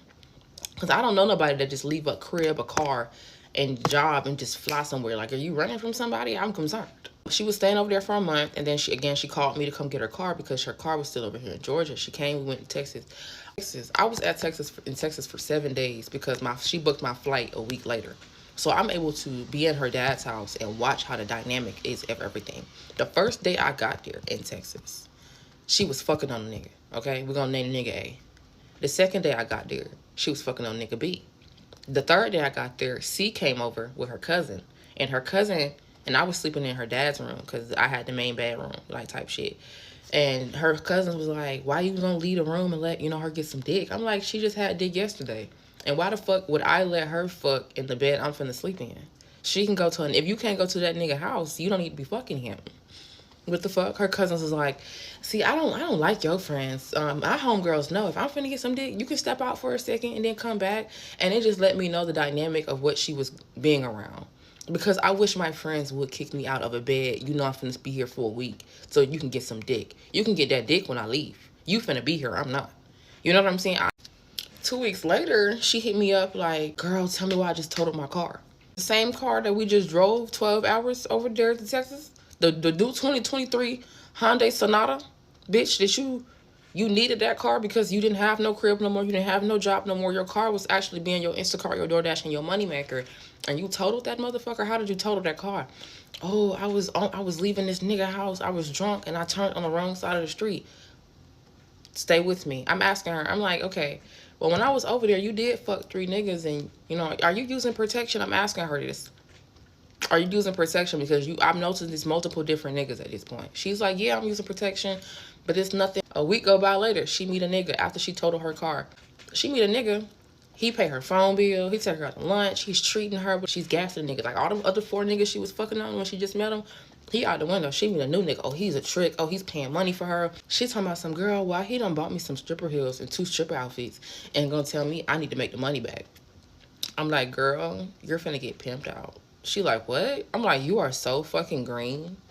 You did not go to Texas to get pimped out, bitch. You need to come back to Atlanta. She like, no, he not gonna pimp me. I mean, he not forcing me. He not abusing me. I'm like, yet. But ain't no nigga just spent $300 on you and miraculously had some stripper heels waiting by the waistline to give them to you to work. Bitch, this is not his first rodeo. Get out of there. She like, yeah, I did kind of feel pimp vibes because he was telling me how he'll hold my money for me. And I'm like, you talking to me very green. Like, you should have been able to nip that conversation in the bud right then and there. And I asked her, so you fucking a nigga? She like, yeah. I'm using protection? Yeah. All right, cool. I said, you don't want to come back to Georgia? Like, you know what I'm saying? You finna start selling pussy or stripping the top. You need to goddamn beat your ass back to Georgia. You could have did that in Atlanta. Because the stripper thing really blew me. I'm like, you didn't have to go to Houston to be no stripper. We have strip clubs in Atlanta. You could have did that over here. You know what I'm saying? And 2 weeks go by again. She called me and she like, Serenity, I think I'm burnt. I said, what? Like, you burnt? Yeah, my ass is burning. My ass is on fire. Like, bro, I'm burning. And she said, I went to the hospital. They gave me some pills for trichomoniasis, parasite. So I'm like, so how you don't know if you got herpes? Like, the burnt, she said her ass is on fire. Like, she feel like her ass is on fire. I said, because her insurance wouldn't be ran in Texas. They wouldn't take Georgia Medicaid for the herpes test or whatever. I'm like, well, show me a picture of your pussy then. Like, because she was saying the parts of her body that was hurting and had a red bump on it. And I'm like, well, let me see the bump. Like, I could just diagnose it myself. You know, I'm that close. Girl, she sent me a picture of her ass. It was herpes. I'm talking about it was 10 bumps on one bump. Imagine a pimple and having 10 bumps on that pimple. I said, what the fuck? And it was red and raw. Outside of her panty line. What the fuck? I'm like, girl, you need to come back to Georgia now. First of all, nigga trying to pimp you out. You can't tell me who burns you, because I'm asking her. I'm like, I thought you told me you was using protection. She was like, Serenity, I was just saying that so you wouldn't judge me.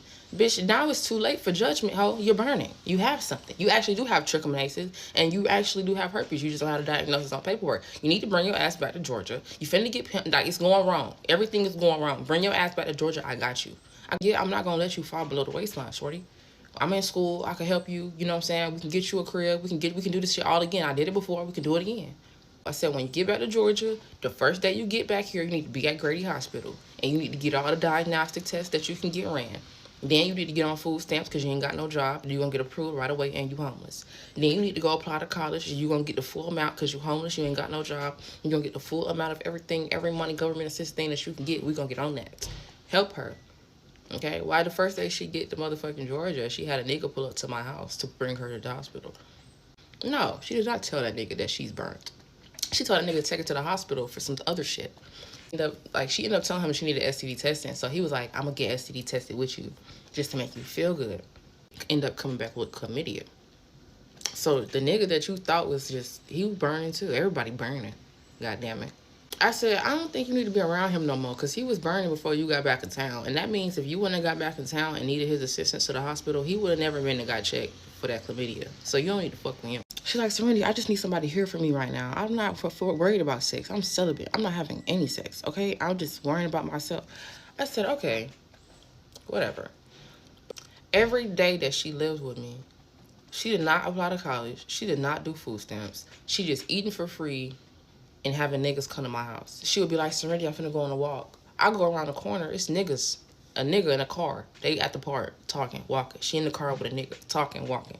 But the things that you came to my house to get done are not being done. You're not helping with you're not bringing no money in. You don't have a car. You don't have no food stamps. You don't have no money. Like, you have nothing. But you worrying about some niggas. And I'm talking to her every night we go to sleep about how that's distasteful because, bitch, you're burning and you're burnt because of these niggas. She's like, but I'm not fucking them. I just need companionship. So I'm like, you know what? Get the fuck out of my house. Go companion your ass with these niggas, and they can help you then. Because you're not going to be living in my house. Not paying no bills. Just using up all my shit. You worrying about a nigga. You worrying about them niggas is why you have herpes. I don't want to be around that shit.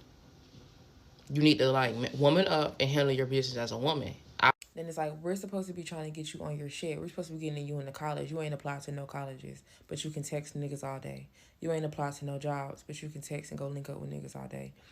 You haven't even did food stamps, things that is supposed to really benefit you. It's not for my benefit, baby. You're just living in my house, but contacting niggas because you feel sorry for yourself. I did feel sorry for you, which is why I went out of my way to drive you to Texas, to bring you back, to help you get on your feet. I'm a selfless friend, don't get me wrong, but I'm not dumb. I'm not a goofy. You're running from something, and I don't know what you're running from, but I cannot facilitate that, my love. Months after I had kicked her out, she had posted in her bio like 3 months celibate. So that means you came back to Georgia and cracked somebody. And they don't know what you got going on. I know what you got going on. So I started telling her ex-boyfriends and girlfriends like, yeah, she burning. You might not want to fuck with that. And she's mad at me for just telling them about her status. You weren't going to tell them. She said she went to Grady and her test result came back negative. No, baby, you're dormant. Your shit is not reactive right now. Your shit is not high. But you have that shit and seen the pictures. The picture evidence was all I needed. And I felt bad at first for kicking her out because I knew she had people, but she didn't really have nobody that was going to be on her team to actually like care about her, to get on her shit. But it's like, I can't care about you more than you care about you, baby. You got to care about you more than me so that my efforts and your efforts can make this shit work. No shade. Why I just left Walmart and this girl I used to go to school with, I'm talking about, she walked with me. Hey, Kirsten. I was like, hey, girl, I ain't seen you in so long. What do, you know, just to make a conversation. She was like, can I get a ride home? I was like, you get a ride home? How did you get here? And then she was like, oh, I walked. And I was like, oh, okay, because I started feeling bad. So I'm like, yeah, you can get a ride home, whatever. So we walking outside or whatever. I noticed she lingering off in the back, like taking her precious time. I'm trying to walk to the car. Like, baby, you gonna get left. You need to be following me trying to get to this car. She finally made it to the car. She was in there. She was texting and stuff. And then I'm like, where you live? Let me know where you live. And then she told me where she lives like 14 minutes away. So I'm like, damn, you walk 14 minutes away to get to Walmart, bitch. What did you? And she didn't have nothing, mind you. She didn't have shit. So you walk 14 minutes for nothing, sister. But I digress. So I'm driving. I'm taking her home. She telling me, turn right here, go straight, So, next thing I know, bitch, I've been driving for a little over 14 minutes at this point, and I'm just like, girl, are you sure we going to the right place? She was like, yeah, just keep going. Baby, so right now, I'm starting to get suspicious. And then she's still in the phone. Mind you, she's still in the phone, texting type of room. So, we finally make it to the destination, and then she's telling me to pull in this long-ass driveway, and I'm just like, ooh, Ooh, because the driveway ain't got no sides. It's like 2 deep ass pits on the side of the road where you're supposed to pull in. So I'm trying my best not to go in the damn ditches on the side of the driveway. So I'm pulling in. I see this boy walk outside. He got a whole few on the side of him. I'm like, what the hell is going on? She's like, oh, that's my brother. Don't worry about him. I'm like, girl, if you don't get your ass out this car. She did not get out the car, y'all. And we in this long ass driveway. And her brother's right there with a fucking pew. So I'm like, oh, hell no. So I put the car in reverse. I reversed my ass out that long ass driveway. I didn't give a damn about them little pits on the side. I was reversing that bitch. By the time we got to the end of the driveway, we was at the road again. And I told her she got to get out. She got to walk up that damn driveway. And when she walked up to that damn driveway, I took my ass, skirted out from that bitch. Mind you, we in the middle of fucking nowhere. I'm trying to get back home. Don't know why I said yes in the first place. Like, y'all, please stop being nice to these people. Please stop being nice. Say no, because why is your brother working out there with a damn pew? Like, well, it was kind of giving set up. It was kind of giving they was trying to trap me. They was trying to get me. No, you can't get me, sister. So yeah, I'm a little traumatized. I will not be doing that again. Call me crazy if you want, but That's crazy, Susie. Let me tell you about this one time that I worked as a teller at the Bank of Chase. And I used to work with a bunch of different kind of people, you know, all walks of life. And there was another girl who was kind of young like me. And I took a real liking to her because she was from New York. And I liked the way that she would style our work clothes. We had work clothes that essentially got picked by the company. And we just had to pick which ones we want. And so basically we looked like Handmaid's Tales. But she knew how to spruce it up to make herself look good. She was from New York. So anyways, I took a liking to her. But then I started to notice that she was kind of annoying. So I would only talk to her on occasion because she felt like she was better than people. And I don't know why. So anyways, one day she starts coming into work not looking her usual self. Like her stuff is not ironed and her hair was frizzy. So I know that's unusual of her. So I asked her if she's okay. And she's like, yeah, I'm fine. Like everything's fine. I just slept at my husband's house or somebody's house. And she was like, and I didn't bring my clothes, my iron or whatever the case. So that's why my stuff is wrinkly and I didn't have my hair stuff, blah, blah, blah. Me thinking this is weird because I'm like, I swear this girl told me she was married, but whatever. So anyways, time goes forward. We have a little company outing. We all go out to eat together and we do like a game room. And then after we go out to eat together, we all went out for drinks. After we went out for drinks, she was acting really suspiciously weird. And she just abruptly left. So everybody was just kind of like, okay, cool. Like whatever she left, we'll continue our night. Anyway, so the next day I come into work and homegirl's there and she's got this Cartier ring on, Cartier bracelet on, hair's done, outfits is looking nice. She got the nice stockings on, the nice shoes. I'm like, damn girl. And she was like, oh yeah, when I went to New York, I went and picked up some things and these are the things that I have picked up and I haven't worn yet. And I'm like, oh, like where'd you get that Cartier ring or bracelet? Because I know you're not making that money here. And she kind of was like, oh yeah, like I've been had this, whatever the case was. So I'm just like, damn, like this girl came up. So anyways, fast forward, my boss comes running into work a couple days later and I'm like, what the hell's going on with this guy? He off today. Why is he here? He comes in to tell us, hey, like if the press comes, don't talk to anybody. Did anybody hear what happened last night? It's on the news. And we're like, no, like what happened? He was like, Amelia, I don't care. I think I can say her name is public. So he was like, Amelia got arrested last night. And we were like, everybody was shocked, all the coworkers, because Amelia and her husband were supposed to take a cruise that morning. So we're like, what do you mean she got arrested last night? Like she had a cruise and stuff today, like for her birthday. And he was like, well, apparently she got arrested for murder, her and her husband, and they were using that cruise vacation to get away, basically to leave the country and start their new life. Well, let me tell you what happened. So let me tell y'all what happened. I done skipped a step. My bad. So we have customers, obviously. If you're a banker, you got customers that come all the time and they talk to you, whatever the case was. We have this one old customer. He bumped his head a long time ago. He is not the same. He comes in, he does the same transactions all the time. Sometimes he gets very confused, doesn't know what he's doing, whatever the case is. Amelia knew this. Amelia was trying to get up on some money. So she was trying to rob this man. So she asked my boss, hey, if I need to do like a cashier's check, how much until like, cause like there's like a limit that you can do by yourself until you need like a manager's approval. So at this time, I think my manager told her that once it hits 25,000, he has to sign off on it. So she was like, okay, not realizing that Amelia was playing the game. She was trying to ask questions to figure out what she could do. Amelia then went and did a cashier's check under this man's name because again, this man is very confused. He doesn't know what's going on, whatever the case is, for $25,000. Then tries to give it to my manager. My manager's like, oh, well, where's the guy? I got to get the okay from him. She was like, oh, he must have just left. He's a little confused sometimes, but like, you can just sign it. He's good for it. My boss is like, no, I'm not going to do that. So then old lady, sorry guys, don't worry, the plot is gonna get thick.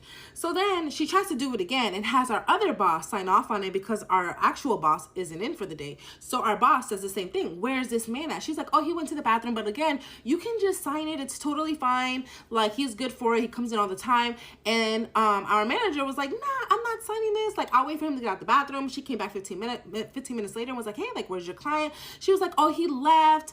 Cause I've been waiting for him and he just disappeared and left. So my manager's like, okay, well, again, like, I can't like sign this until, like I see him face to face. So Amelia's like, cool, no problem. I totally understand.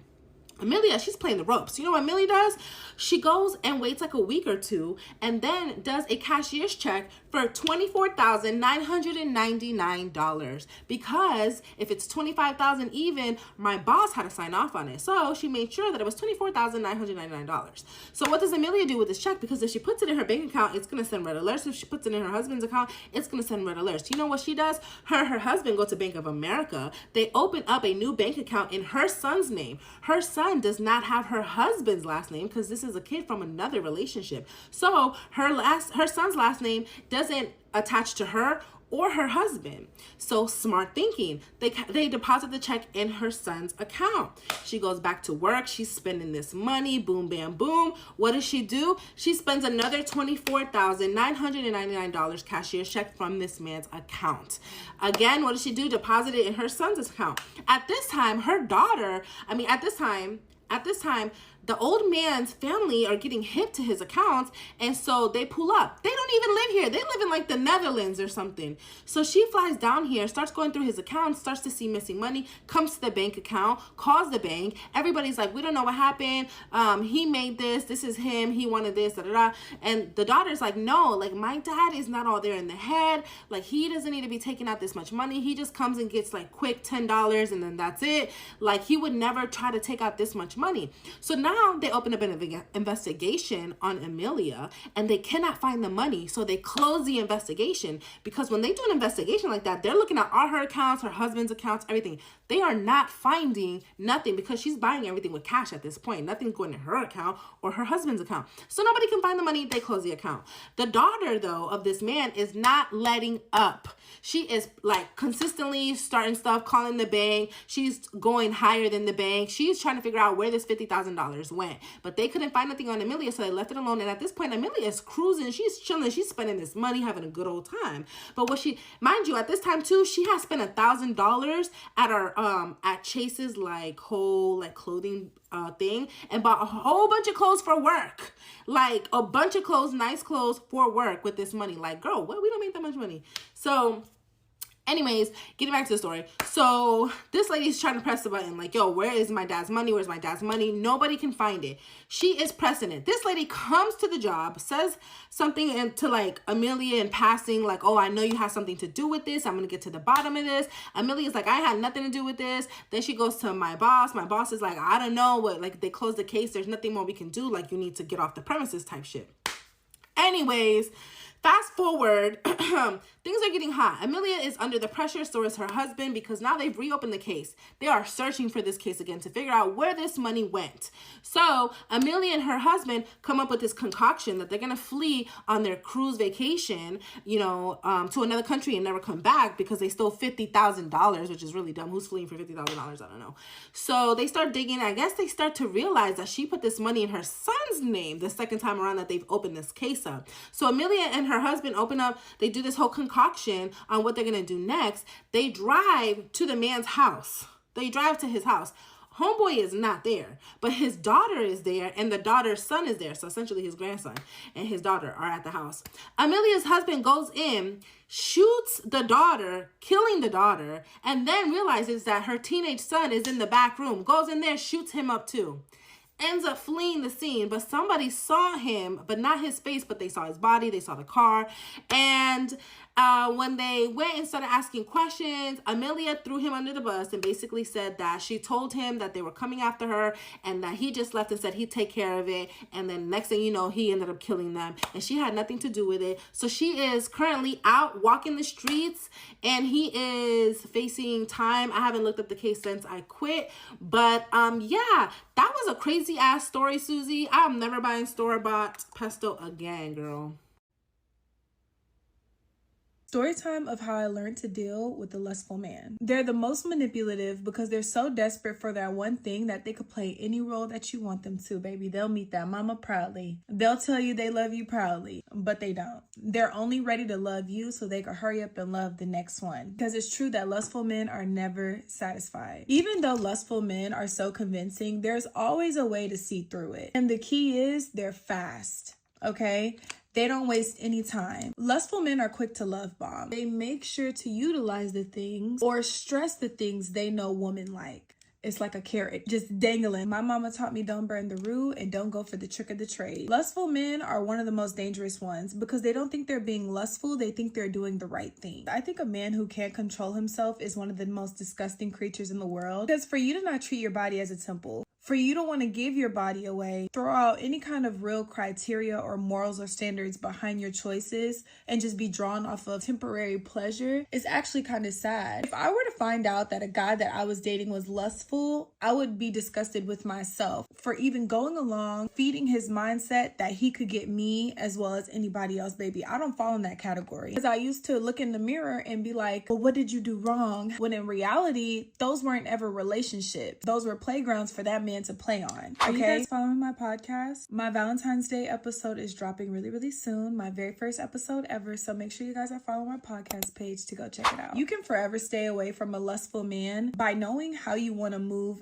For instance, if you are dating a guy and he's putting his hand on your lap a little too fast and that makes you uncomfortable, instead of blowing it out the way, add that as a tick mark. Okay, this didn't make me feel comfortable. I already expressed to him I wasn't physical. I like to take things slow. Why would he do this? A man who wants to kiss you and be on the phone with you all day. Yes, there are some clingy men. Yes, there are some men who like to be on the phone. But you have to think, is he trying to speed things up? Is he trying to get me off of my routine? What is this? As dramatic as that sounds, it's a tactic that they use to get you to come along. It sucks that lustful men are always the ones to break your heart. And it sucks that we stay in it for so long that we confuse lust for love, but that's not the case. It happens to the best of us. Believe them lustful, unsatisfied, hopping around, diddly-dallying around, having no morals, no criteria men over there. Okay? Peace, love, and applesauce. Bye. Story the time my homegirl had to go to the hospital after fucking a dirty nigga. So at the time, she was like 19 and she was fucking with this nigga. I'm gonna call him John Doe. I did not like John for nothing. First of all, the nigga was ugly as fuck. The only thing he had going on was he was built. Like, the nigga was Aki, so that's why she was really fucking with him for real. And there was already rumors going around that the nigga was dirty, but she liked them anyways. So boom, one of these days she had called me up saying that she was about to go see that nigga. Hello. Hey, bestie. Hey, bitch. What's up? What you doing? Nothing. I'm packing my bag, getting ready to go over to my house. Who house? John. Dirty Dick John? Yes, but his dick not even dirty. Like, chill. Bitch, you're losing yourself. You're losing me. Oh my gosh! Like, I'm not even gonna go do nothing. Like, I'm just going over there to chill with him. All right, don't fuck the nigga. Girl, why would I fuck him? Like, I was just thinking about it. I'm not gonna do it. So around like 2:00, she ended up at that nigga house. And when she first walked in there, she said the mother was sitting on the couch, but she wasn't too surprised to see a random hoe walking into her front door. What? Bitch, when she told me that, I was like, yeah, you already know you at a hoe house. It ain't no mother who don't give a fuck about who walking up in her house unless it's always somebody walking up in that bitch. But anyways, she said when she got up in that nigga room, that shit was dirty as fuck. And I'm trying to tell her that's not no good introduction for a nigga room to be dirty and this your first time over there. She like, oh, niggas rooms be dirty all the time. Who's niggas? You want to fuck with a nigga that don't clean the room before you get there? Oh no. So boom, she told me at the minute they watching TV or whatever and she lay down in the bed. And while she laying down, she feeling hella shit on her. She started chalking it down to maybe she just nervous or whatever. I mean, she got butterflies and that's why she feeling tingles and shit. But bitch, Why she told me she moved the covers back and she see that shit in? Are you okay? Yeah, I'm cooling right now. Just chilling with Okay, you. I just want to make sure. Like, I don't know. Like, I'm kind of nervous right now. How you nervous? You sound like you chilling with me. I'm feeling like tingles on my legs and shit. Tingles. Hold on, babe. Move the covers real quick. You might got check. What you mean? Cause you know I got the buzz in this bitch. You feel me? Bitch, not a bug. Bugs. She's all fun again till a bug crawl up in that vagina and you sitting in there bugged out. Bitch, now you got a hive in your uterus. So then the bitch start paying attention to the room. It's bugs everywhere. I asked this bitch why she ain't leave. She talk about, oh, I was on that timing. Like, I just wanted to stay to get cracked. Dick ain't never been that serious. But anyway, she stayed. She got cracked. But bitch, guess what happened while the bitch was getting cracked? This nigga left mid-crack to take a shit, came back and cracked her down again. Bitch, you let a nigga crack you with shitty ass? I'm not that judgmental, friend, but bitch, come on now. But anyways, as the weeks go, like, she's still fucking the same nigga. But then she started coming to me telling me, like, you know, she got pains. Like, her shit starting to hurt. I'm like, what shit starting to hurt? Like, her pussy. You know me, like, I tell her, bitch, go to the doctor. What the fuck? Like, I can't help you, bitch. I'm not no gyno. And from the day I told her, she was like, all right, she was gonna go the next morning. Her stomach was fucking in pain, bitch, and I didn't know what to do, bitch. I ain't no doctor. I'm scared. She talking about she having shooting pains up her ass. Bitch, you got a hemorrhoid? My bitch said, no, the pain is shooting from her ass up to her stomach. I'm like, no, bitch, you need to go to the doctors. Bitch, you in pain. Like, we need to get you to the hospital. We get in the car, we rushing her dumb ass to the hospital. They take her to the back. It took them dummy long to even get her inside of a room. But they finally get her up in a room. She hooked up to all the machines and shit. They run some motherfucking tests. Boom, the doctor finally come in. Miss Tierra? Hi, I'm Dr. Cooper. I'm sorry we had you sitting here for so long. It was so busy today. But I'm here with your results so we can get you discharged. I'm going to try to tell you this as easily as possible. But tell me straight, Doc. I can take it. Would you like your friends to step out for a moment? No. I want them here with me. They're my girls. Oh, sis. You know we always gonna be here for you, girl. Okay. It's all right, ma'am. I understand. I'll go ahead and read you guys the diagnosis. You have a ruptured hemorrhagic ovarian cyst with significant pelvic trauma, vaginal hemorrhaging, acute pelvic inflammation, and fluid accumulation throughout the pelvic cavity. Ooh. The cyst has essentially erupted, and there's evidence of internal bleeding extending into the reproductive tract. Based on the amount of inflammation and tissue irritation that we're seeing, this could have progressed into a severe pelvic infection, sepsis, ovarian torsion, or even hypervolemic shock. We told you stop fucking with that dirty ass nigga. We told her, didn't we? We said that. We told you. The moment you saw them bugs, you should have got about that bit. We said that. Now you got problems. The fact that you're even conscious right now is honestly concerning because this level of internal trauma can become life-threatening very quickly. Now you've been here with pop syphilis, bitch. Ooh, you know what? No, doctor, we should have left the room. With that being said, we're going to need to monitor you for a couple hours for internal hemorrhaging, peritoneal inflammation, necrotic tissue, and secondary infection. I can't believe you, sister. Your coochie gonna fall off if you keep playing around. But other than that, all of your results came back negative and you're as healthy as an ox. Any questions? Get the fuck out. That's enough. You ass in the hospital because you want to be fucking around with Dirty John. You hoes get the fuck out too. I'm not about to take this from y'all at all. But after that, she told us she stopped fucking with the nigga. We never seen her with him again. And rightfully so, because bitch, he almost made you explode. And that was it. Ladies, don't be fucking with no dirty, unhygienic ass nigga. Just because that was a temporary nigga, whatever they give you, you could be stuck with for life. So please, heed the signs, heed the warnings, and don't be a dummy.